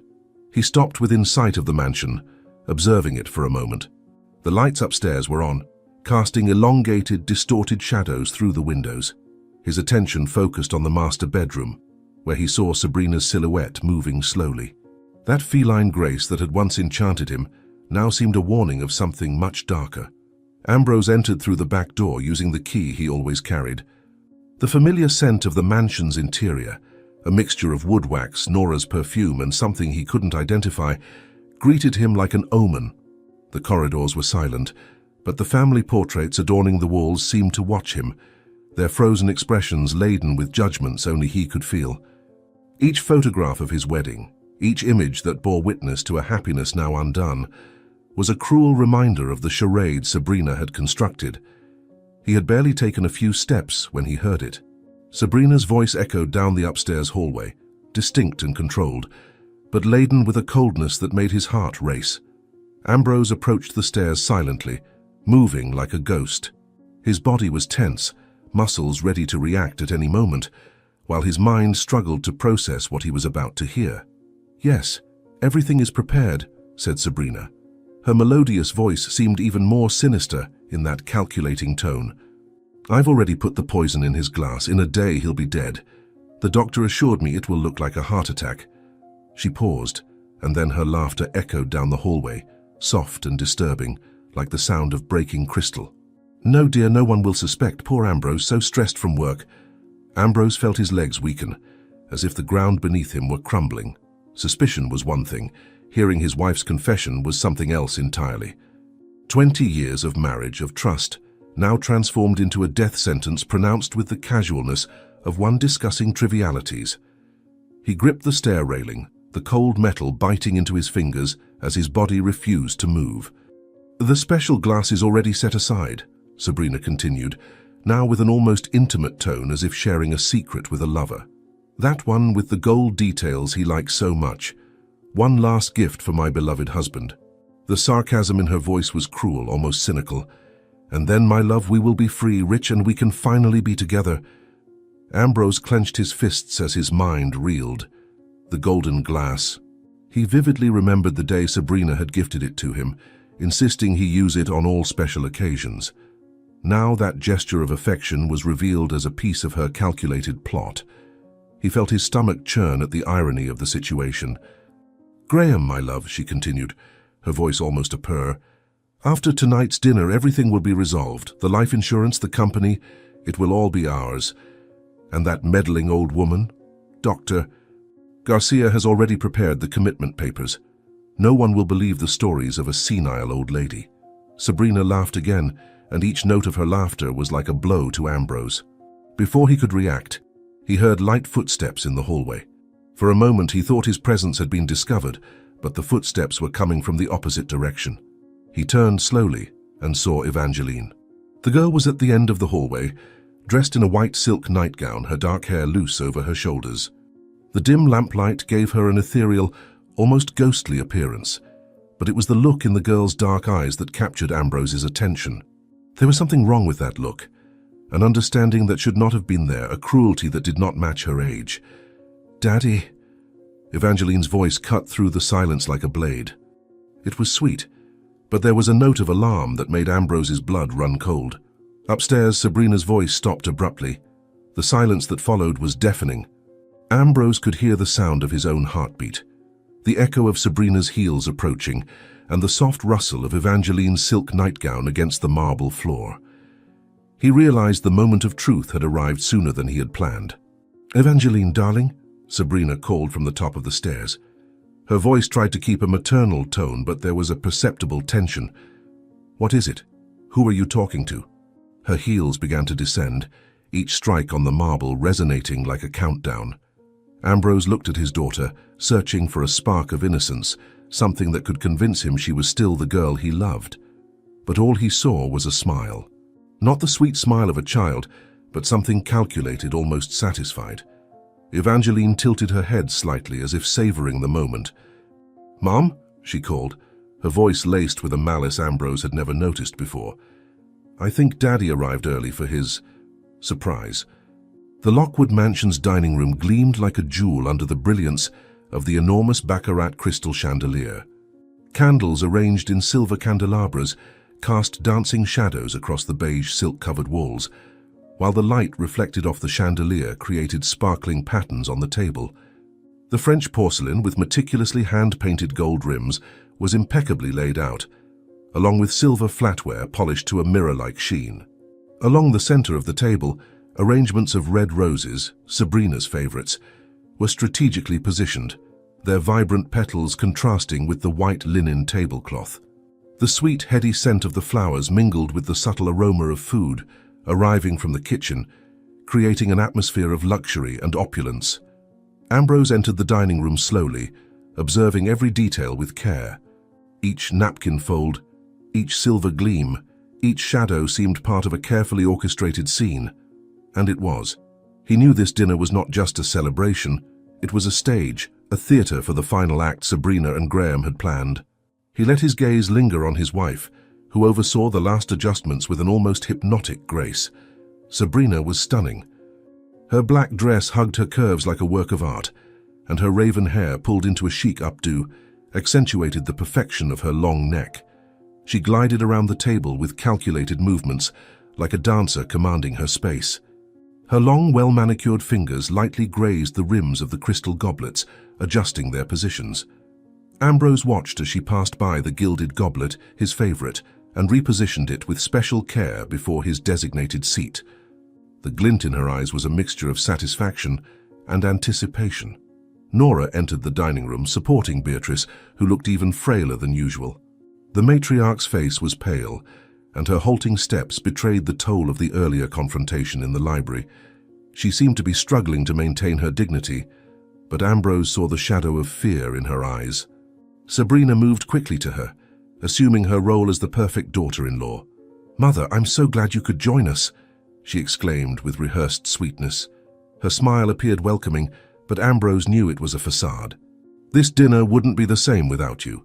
Beatrice forced a smile, sitting down with difficulty as Nora adjusted her chair. The housekeeper exchanged a brief look with Ambrose, a look that spoke volumes. She knew what was coming. Her hands trembled slightly as she fussed with Beatrice's napkin, trying to appear natural under Sabrina's piercing gaze. Graham entered next, impeccable in a charcoal grey suit that seemed tailored just for him. His woodsy cologne preceded his arrival, filling the room with a presence as controlled as he was. He smiled warmly as he spotted Ambrose, striding forward with arms open wide. "Ambrose, my friend," he said, embracing him with excessive force. "What a special night, eh?" His tone was convivial, but Ambrose felt the chill in the hollowness of his words. "The night promises to be unforgettable," Ambrose responded, his voice neutral but weighted with meaning. He watched as Graham took his seat beside Sabrina, their eyes meeting for a moment they tried to mask, but which did not go unnoticed. Ambrose caught the conspiratorial glance, that brief display of intimacy which betrayed their intentions. He felt his chest tighten, but he remained composed. It was essential. Evangeline was the last to enter, wearing a party dress that made her look like a porcelain doll. Her raven curls bounced as she scampered to her chair, her eyes shining with a mixture of excitement and something darker. "Daddy," she called in her sweet voice, but Ambrose detected the undertone of malice she had inherited from her mother. "Mommy said tonight is going to be unforgettable." The smile she gave him was only innocent on the surface. As the dishes were served, Ambrose kept up casual conversation with Graham. They spoke of business, the latest company decisions, but every word was layered with subtext.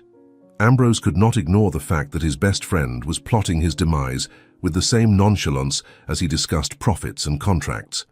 Nora poured the red wine, a Cabernet Sauvignon handpicked by Sabrina with trembling hands. Her eyes met Ambrose's briefly, and he responded with an almost imperceptible nod. They were players in the same game, and she knew it. When Nora left the room, Ambrose saw his opportunity. Pretending to drop the napkin, he quickly bent down and swapped his golden goblet with Sabrina's. The movement was swift and discreet, imperceptible to everyone at the table. When he stood up, he found his wife's eyes, which watched him with an enigmatic smile. Sabrina rose gracefully, her elegant figure highlighted by the black dress, raising her goblet, the same one originally meant for Ambrose. The golden crystal sparkled under the chandelier light like a deadly jewel. "Dear ones," she began, her melodious voice filling the room with false sweetness, "I would like to make a very special toast tonight." Her eyes met Ambrose's, shining with a malign anticipation that only he could now recognize. "To my beloved husband, the most wonderful man in the world. Ambrose, my love, these 20 years by your side have been like a dream. You have given me everything, a life of luxury, a wonderful daughter, a family." She paused dramatically, smiling at Beatrice, "a mother-in-law who is like a true mother to me." Her voice trembled slightly with theatrical emotion. "You have always been so dedicated, so confident, so gullible in your love for me. Tonight is special, my dear. I have prepared everything with such care. Every detail, every moment has been thought out especially for you." Her fingers caressed the edge of the golden goblet with a disturbing intimacy. "So raise your glasses, all of you. Let us toast to my Ambrose, to our eternal love, to our union that will be unforgettable. May this night mark the beginning of a new phase in our lives, to our family, forever." Ambrose raised his glass in response, keeping his gaze fixed on her. Beatrice, seated beside him, gripped Nora's arm tightly. Her eyes were wide, full of fear and anticipation. Graham grinned broadly, already savoring what he believed to be his victory. Evangeline, as always, watched with morbid curiosity, her eyes gleaming as she absorbed every detail of the scene. "To our family," Sabrina continued, looking directly at Ambrose. "To our love, eternal." The irony in her words was so palpable that Ambrose almost laughed.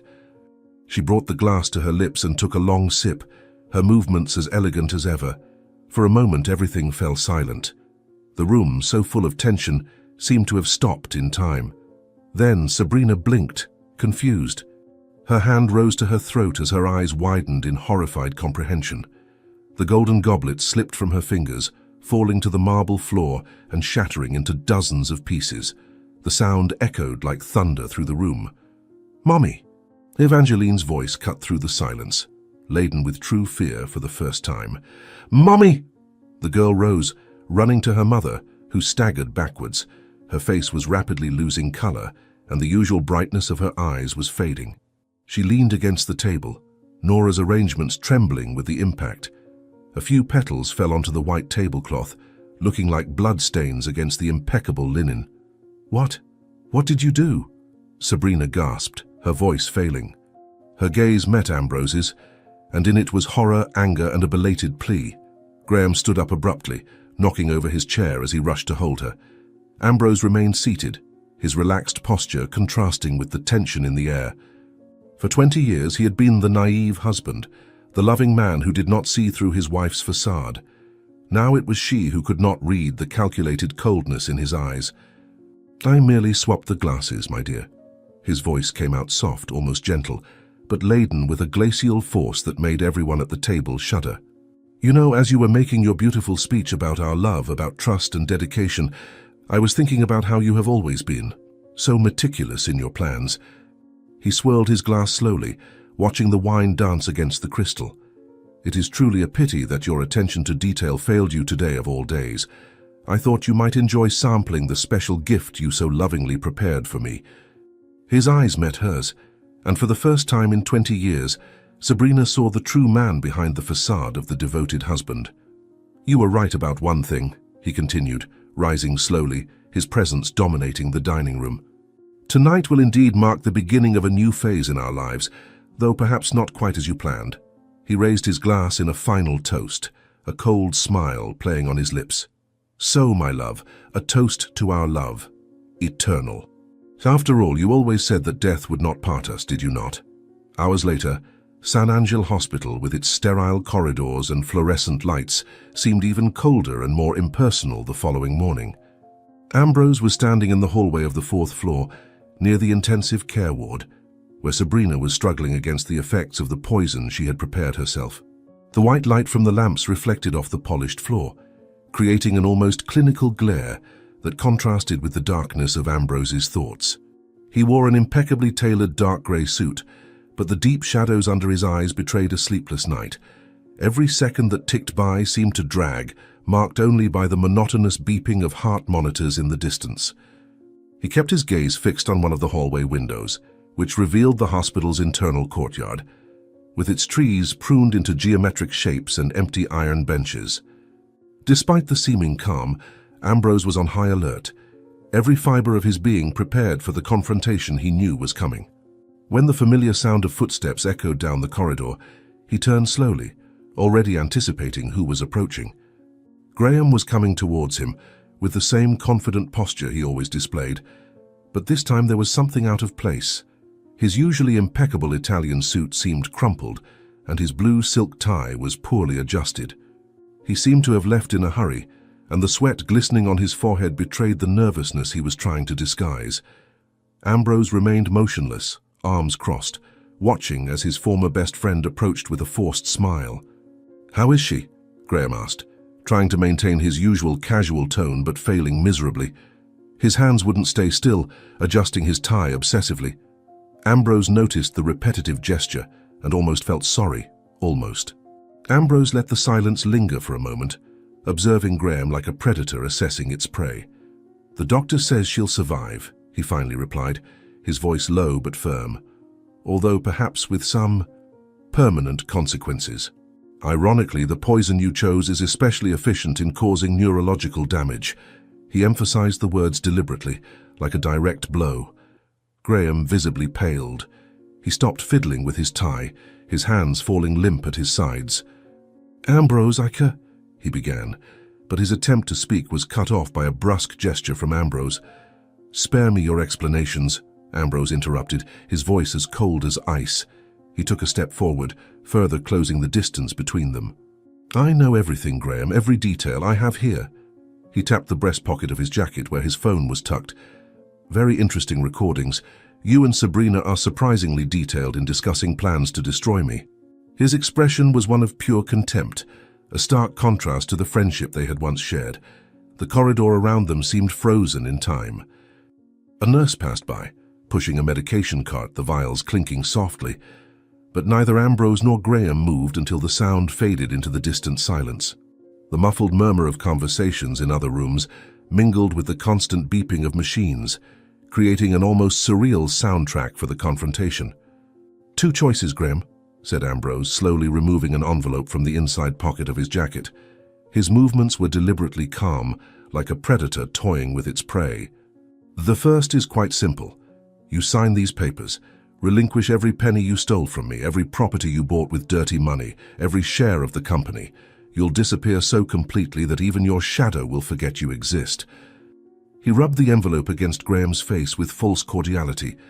"Or," his eyes darkened dangerously, "I hand over to the police not only the recordings of your murder plans, but also those interesting documents about your transfers to accounts in the Cayman Islands. You know, the ones you used for money laundering. And of course," he smiled, a smile that didn't reach his eyes, "there are also those forged life insurance documents. Did you really think I wouldn't notice your pathetic forgery of my signature? 20 years of friendship, and you couldn't even do that, right?" He gripped Graham's chin firmly.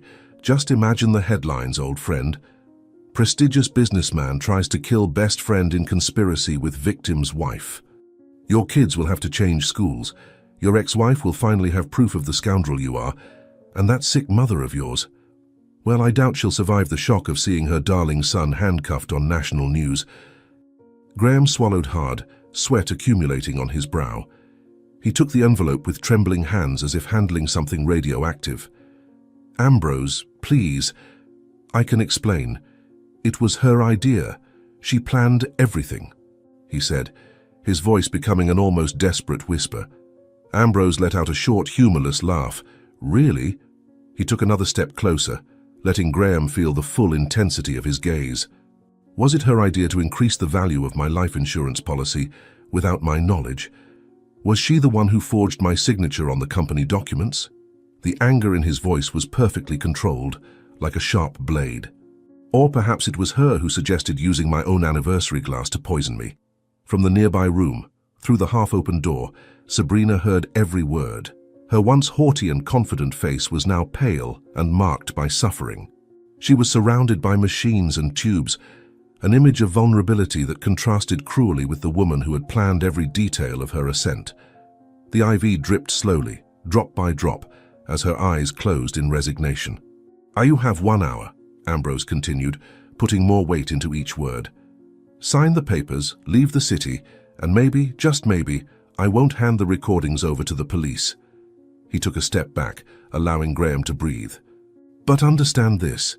If you try anything at all, I won't hesitate to destroy you." Graham looked at the envelope as if it were a snake about to strike. He knew his position was untenable. Every word from Ambrose was a reminder that the game was over, that the power he believed he had was now completely out of his reach. In the room, Sabrina closed her eyes, silent tears rolling down her face. For the first time in her life, she was completely alone. The sound of Graham's pen scratching against the paper of the documents was like a requiem for her dreams of power and wealth. As he signed, each stroke seemed to steal a piece of his soul. Ambrose watched in silence, his expression somber, but his thoughts were far away. He knew that this moment was only the beginning of something bigger. The wounds that Sabrina and Graham had caused wouldn't be easily healed. But for now he was in control, and that was all he needed. In the hallway, as Graham handed over the papers and left without a word, Ambrose felt the weight of his actions. He turned to the nearest window, watching the sunrise that was beginning to illuminate the hospital's surroundings. A new morning was arriving, but he knew the darkness hadn't ended. The Lockwood mansion seemed different that morning, a month after the events that had forever changed the lives of its inhabitants. The Mexican sun streamed through the wide windows of the breakfast room, casting a warm glow that illuminated every corner of the space, as if it wanted to expel the shadows of the past. The heavy velvet curtains that Sabrina had so cherished had been replaced with light fabrics in shades of cream and white, allowing the natural light to bathe the environment with a renewing air. The furniture, once imposing pieces of dark wood that matched the former matriarch's austerity, now contrasted with small changes Nora had brought to the house with Ambrose's approval. Small vases with fresh flowers decorated the tables and sideboards. There was a subtle scent in the air, a mixture of freshly brewed coffee, cinnamon rolls, and the garden flowers Nora had begun tending with dedication. It was as if the house could finally breathe. Seated in her favorite armchair by the window, Beatrice seemed like a different person. She wore a light blue silk ensemble that complemented the newfound sparkle in her eyes. Her shoulders were upright, her expression serene, and the hands that once trembled when holding any object now firmly grasped a white porcelain coffee cup. The sunlight softly illuminated her face, accentuating the wrinkles that now seemed like marks of survival rather than suffering. "More coffee, Mrs. Beatrice?" Nora asked with a smile, her voice laden with respect and affection. She was no longer the hesitant housekeeper who moved through the house like a shadow, but a confident and comforting presence who now moved with lightness and assurance. "Please, Nora," Beatrice replied, raising the cup with a graceful gesture. "It's delicious, as always." Her eyes met Nora's, and there was a silent complicity that hadn't existed before. Life had taught the two women the value of supporting each other. Ambrose sat at the table, watching the two with a mix of relief and melancholy. The breakfast room, which had so often been the stage for veiled confrontations and strained conversations, now seemed a sanctuary of peace. Evangeline, who was next to her grandmother, absent-mindedly played with the hem of her pale pink dress, a simple but beautiful model that contrasted with the sophisticated and uncomfortable outfits Sabrina had always insisted she wear. Nora moved around the room with natural grace. Her grey uniform had been replaced by comfortable but elegant attire that reflected her new position in the house. Ambrose had insisted she live in the main mansion, and now treated her as part of the family, a gesture that initially left her speechless. But over time, Nora had accepted it, understanding that she had earned her place there not only for her service, but for her crucial role in everyone's salvation. "Mr. Ambrose, more coffee," Nora offered, holding the shiny silver pitcher. She didn't need to ask. The gesture was now almost automatic, but she did it with such care that even the simplest acts seemed like ceremonies. "Yes, thank you, Nora." Ambrose smiled, accepting the second cup. "And the cinnamon rolls? I hope there's some left for me. Evangeline ate half last time." His attempt at humor was met with a laugh from his daughter, who seemed to be striving to be just a child again.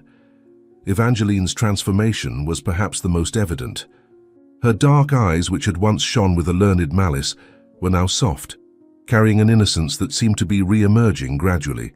"I didn't eat half," she protested, with a smile that was more genuine than anyone remembered seeing before. Beatrice looked at her granddaughter with tenderness. The girl, who had been molded by Sabrina's calculated cruelty, was now seeking a new identity. Sitting close to her grandmother, she finally seemed relaxed, her movements free from the stiffness that had once betrayed the weight of maternal expectations. "Grandma," Evangeline called, her voice small and hesitant, so different from the confident and calculating tone she used to have. "Do you forgive me? Mommy, she taught me the wrong things. She made me say mean things, do mean things." Tears began streaming down the girl's face, and her genuine expression of remorse made Nora raise a hand to her chest, as if she felt the child's pain. Beatrice stretched out her arms, pulling Evangeline into a tight embrace. "My love, you're just a child," she whispered, stroking her granddaughter's hair. "And children learn. The important thing is that you're here with me, your father, Nora. Together, we'll overcome all of this." Her words were soft but laden with determination. Ambrose watched the scene with a heavy heart. Sabrina's absence loomed over the house like a ghost, reminding them of everything that had happened. The divorce was still ongoing, and he knew it would take time to overcome the impact of the past. Sabrina remained in the psychiatric hospital, and the sporadic news about her condition only confirmed that she was a shadow of the woman she had once been. "Daddy," Evangeline called again, still embraced by her grandmother. "Do you think one day I'll be able to forget all this?" The question was simple, but the weight of her lost innocence was evident. Ambrose stood up, walking over to his daughter and kneeling beside her. "The important thing is not to forget, my little one," he said, his voice heavy with emotion. "It's to remember so that we can learn and grow. Look at the flowers in the garden that Nora is tending. Sometimes you have to prune what's not good, so that the new can bloom." Nora, who until then had been observing discreetly, began to sing an old Mexican lullaby while serving more coffee. The soft melody filled the space, seeming to dispel the last shadows that were still hiding in the house. Beatrice smiled at the former governess, and Nora returned a grateful look. "Nora, sit with us," Beatrice said suddenly, extending her hand. "You are part of our family now. I don't want you to serve, I want you to join us." The unexpected gesture brought tears to Nora's eyes, who sat down hesitantly but emotionally, adjusting her new blue skirt. Breakfast continued, light conversations and occasional laughter filling the room. Each laugh seemed a small victory against the past. It was as if, finally, the Lockwoods had found a new rhythm, a new harmony. But everyone knew the healing process would be long. Suddenly, Evangeline got up and ran to her room, leaving the others confused. When she returned, she was holding the old family portrait that Sabrina used to display with such pride. It was a photo where everyone was smiling, but which now seemed a lie. "Can we take a new picture?" Evangeline asked, her voice full of hope. A real one this time, with Nora too. The simple request carried a profound meaning, as if the girl was asking to rewrite the family's history. Ambrose nodded, his voice failing slightly. "Yes, daughter. We'll take a new picture, one that shows who we are now." Nora, emotional, served more coffee, her smile reflecting the sunlight flooding the space. The morning continued, and as laughter echoed through the house, the feeling was that, for the first time in a long while, the Lockwood mansion had become a true home. The San Francisco de Assis Public Asylum, located in the poorest outskirts of the city, was a place Sabrina had never imagined frequenting, let alone inhabiting. The faded grey facade of the building seemed to reflect the hopelessness of its residents. The grass in the yard was unkempt, sprinkled with abandoned toys and dry leaves that no one bothered to sweep. The outer walls, once painted white at some remote point, now exhibited stains of mold and dirt, like scars of a history of neglect. Inside the asylum, the environment was even more depressing. The narrow hallways had yellowed linoleum floors and peeled walls with water stains. The strong smell of disinfectant mingled with the odor of medicine and bland food. In the tiny room where Sabrina now lived, every detail seemed to mock her former life of luxury. The iron bed with a thin, uneven mattress was covered by a rough sheet that scratched her sensitive skin.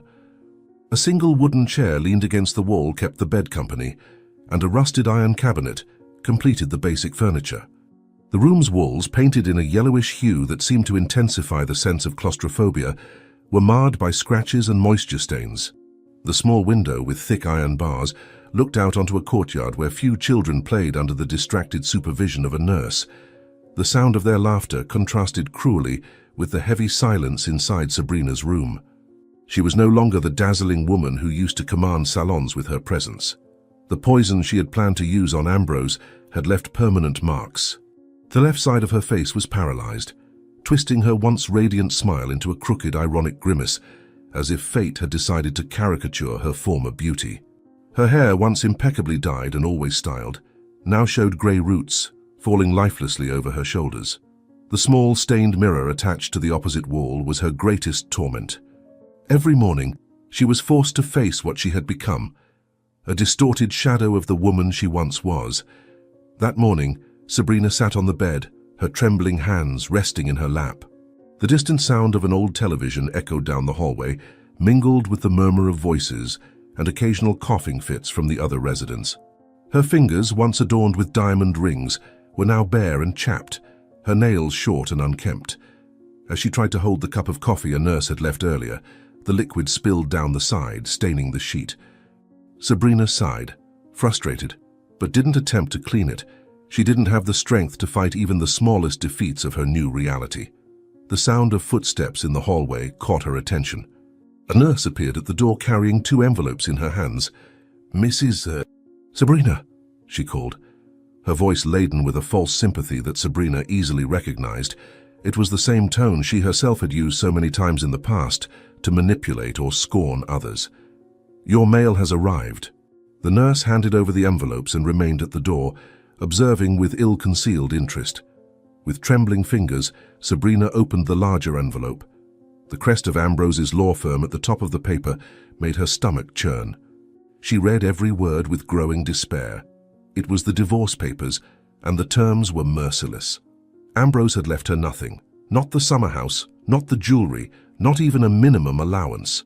Her eyes fixed on the last page, where a handwritten note in Ambrose's elegant handwriting stated, "Consider yourself lucky you're not in jail." The second envelope was smaller and lighter, but no less cruel. Sabrina's heart faltered as she recognized Graham's handwriting on the outside. Ripping the paper open quickly, she found a short note, almost brutal in its simplicity. "I'm sorry, but I can't risk my future for you. Ambrose gave me a choice and I chose my freedom. All that love we swore to each other, all those plans, they mean nothing compared to my survival. I transferred all my money to accounts abroad, and when you read this letter, I will already be far away from the country. Don't try to find me. You no longer have the resources or contacts for that, do you? Ironic how life goes around. You who once despised others for being poor and insignificant are now worse off than them. I know the poison left you with severe sequelae. I'm sorry for that too, but, well, better you than me, right? You were always the mastermind behind everything, always so proud of your perfect plans. I think this time the shot backfired, literally. The nurse, realizing something important was happening, moved closer. Bad news? She asked, her curiosity barely concealed. Sabrina ignored the question, her eyes fixed on the barred window.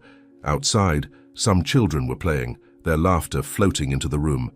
One of them had curly black hair, and for a brief, painful moment Sabrina thought of Evangeline. The day she saw her daughter for the last time at the hospital came back in full force. The girl clinging to Beatrice's hand, her dark eyes full of fear and contempt. "You're not my mother anymore," Evangeline said, clinging to Beatrice's hand, her childish eyes laden with a forced maturity. "You know, now I understand. You were never a real mother. You just used me, turned me into a monster like you. You made me mistreat Grandma, laugh at other people's suffering. But now look at you, all twisted and ugly on the outside, just like you've always been on the inside.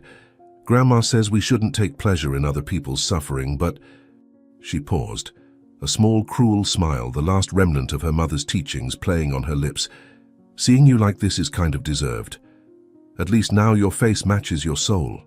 Evangeline's words echoed in her mind, as clear as if they had just been spoken. Sabrina squeezed her eyes shut, trying to push the memory away, but it insisted, cutting her like a blade. The sound of footsteps in the hallway interrupted her thoughts. For a brief moment her heart raced. What if it was Ambrose or Evangeline? But it was just another nurse passing by, carrying a tray of medication. The sound of her heels on the floor was a cruel echo of the days when Sabrina walked the halls of Lockwood Manor, confident and haughty, controlling everything around her. Tears began streaming down the still-functioning side of her face as memories from the past assailed her relentlessly. The moment she met Ambrose, so naive and easy to manipulate. The years she built her image as the perfect wife, while scheming in the shadows. The start of her affair with Graham. Every humiliation inflicted on Beatrice. The golden chalice. The poison. A hysterical laughter echoed down the hallway, some other patient lost in their own madness. The sound made her flinch, but it also awakened something in her. Her own laugh escaped her lips, a distorted and terrible sound due to the facial paralysis. The nurse instinctively recoiled, startled by Sabrina's sudden transformation. "Do you need anything, Ma'am?" she asked, her voice faltering. Sabrina slowly shook her head, unable to articulate the void that now filled her life. What she needed, beauty, power, and control. They were forever out of her reach. Outside, the sun was beginning to set, casting shadows through the barred window. The dark lines projected onto her disfigured face looked like prison bars, a cruel reflection of her reality. Sabrina looked up at the sky, stained orange and purple, a beauty that now seemed to mock her miserable existence. Night fell over the asylum like a heavy curtain, bringing with it the cold that seeped through the poorly maintained walls. Sabrina pulled the thin blanket over her shoulders, missing the silk covers of the manor. The dinner served earlier, a watery soup and stale bread, remained untouched on the bedside table. She, who once scorned the food Nora prepared for being servant food, now didn't even have that. A distant scream from another patient made her shudder. "Quiet!" yelled a nurse down the hall, her harsh voice echoing through the thin walls. How different from the days when she gave orders, when her word was law in that manner that now seemed like a distant dream. The contrast was so brutal it almost made her laugh, if her face still allowed such an expression. Her eyes fell on the old newspaper left by some other patient's visitor. In the social section, a photo caught her attention. Ambrose at a charity event, smiling alongside Beatrice and Evangeline. Her daughter was wearing a simple dress, so different from the sophisticated clothes she used to force her to wear, and she looked happy, truly happy. "You need to take your medication," announced a new nurse, entering without knocking. Sabrina recognized the pills, the same ones she used to force Beatrice to take, claiming they were to soothe her nerves. The irony made her choke on her own saliva. The sound of a party came from the courtyard, some celebration for the more stable patients. Music, laughter, life, everything happening without her, just like the world outside kept spinning, indifferent to her downfall. Her empire of lies had crumbled like a house of cards, taking with it everything she thought was important. "Time to turn off the lights," the nurse informed, not waiting for a response. With a click, the room plunged into darkness, leaving Sabrina alone with her thoughts and regrets.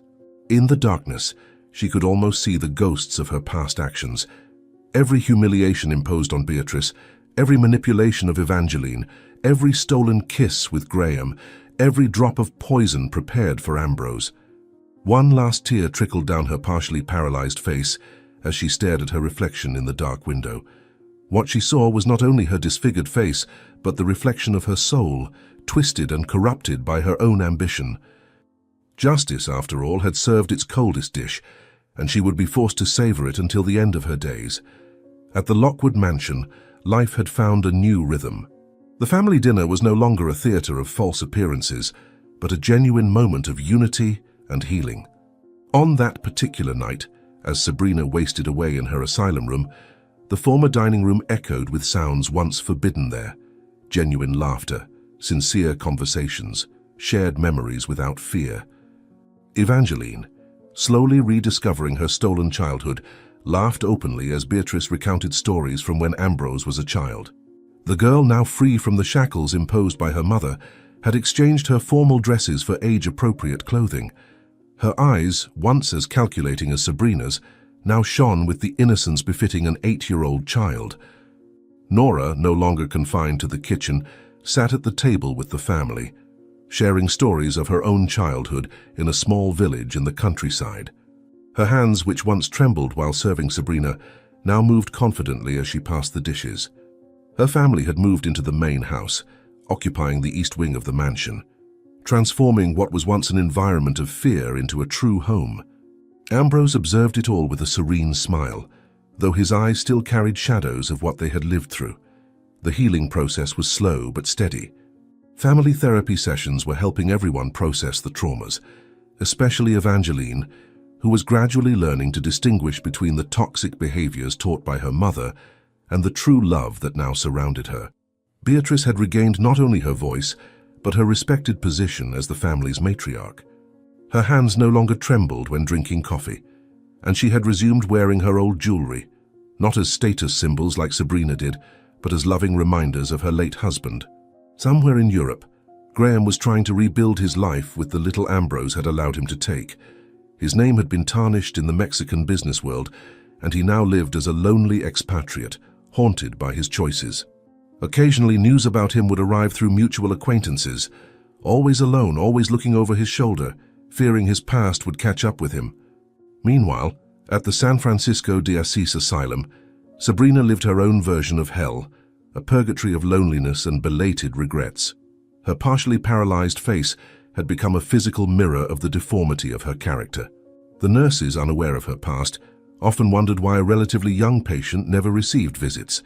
Justice, in this story, did not need courts or prison cells. It manifested itself in the most poetic way possible. Sabrina, who so despised the elderly and the poor, now lived as a forgotten inmate in a public asylum. The woman who based her entire existence on beauty and power now faced her days with a disfigured face and utter powerlessness. Life, in its relentless wisdom, had served each one exactly what they deserved. For the Lockwood family, the chance for a fresh start, to rebuild bonds based on true love. For Nora, the dignity and recognition long overdue. For Evangeline, the opportunity to have a normal childhood. For Graham, exile and solitude. And for Sabrina, well, for her remained only the bitter taste of her own poison, literally and metaphorically. The sun set over the city, painting the sky with shades of red reminiscent of the dress Sabrina wore on the night of her fall. At the Lockwood mansion, a healing family shared stories and laughter. In an asylum room, a broken woman cried alone, and somewhere between these two extremes, justice smiled, satisfied with its work. If you enjoyed this story, we invite you to like this video and subscribe to our channel. Your support motivates us to keep bringing exciting stories almost every day. Don't miss the next surprising narrative that is about to appear on your screen. We are immensely grateful to have you here with us. Now you can click on the links appearing on the screen right now. We have a special selection just for you, filled with valuable stories and guaranteed entertainment. See you there.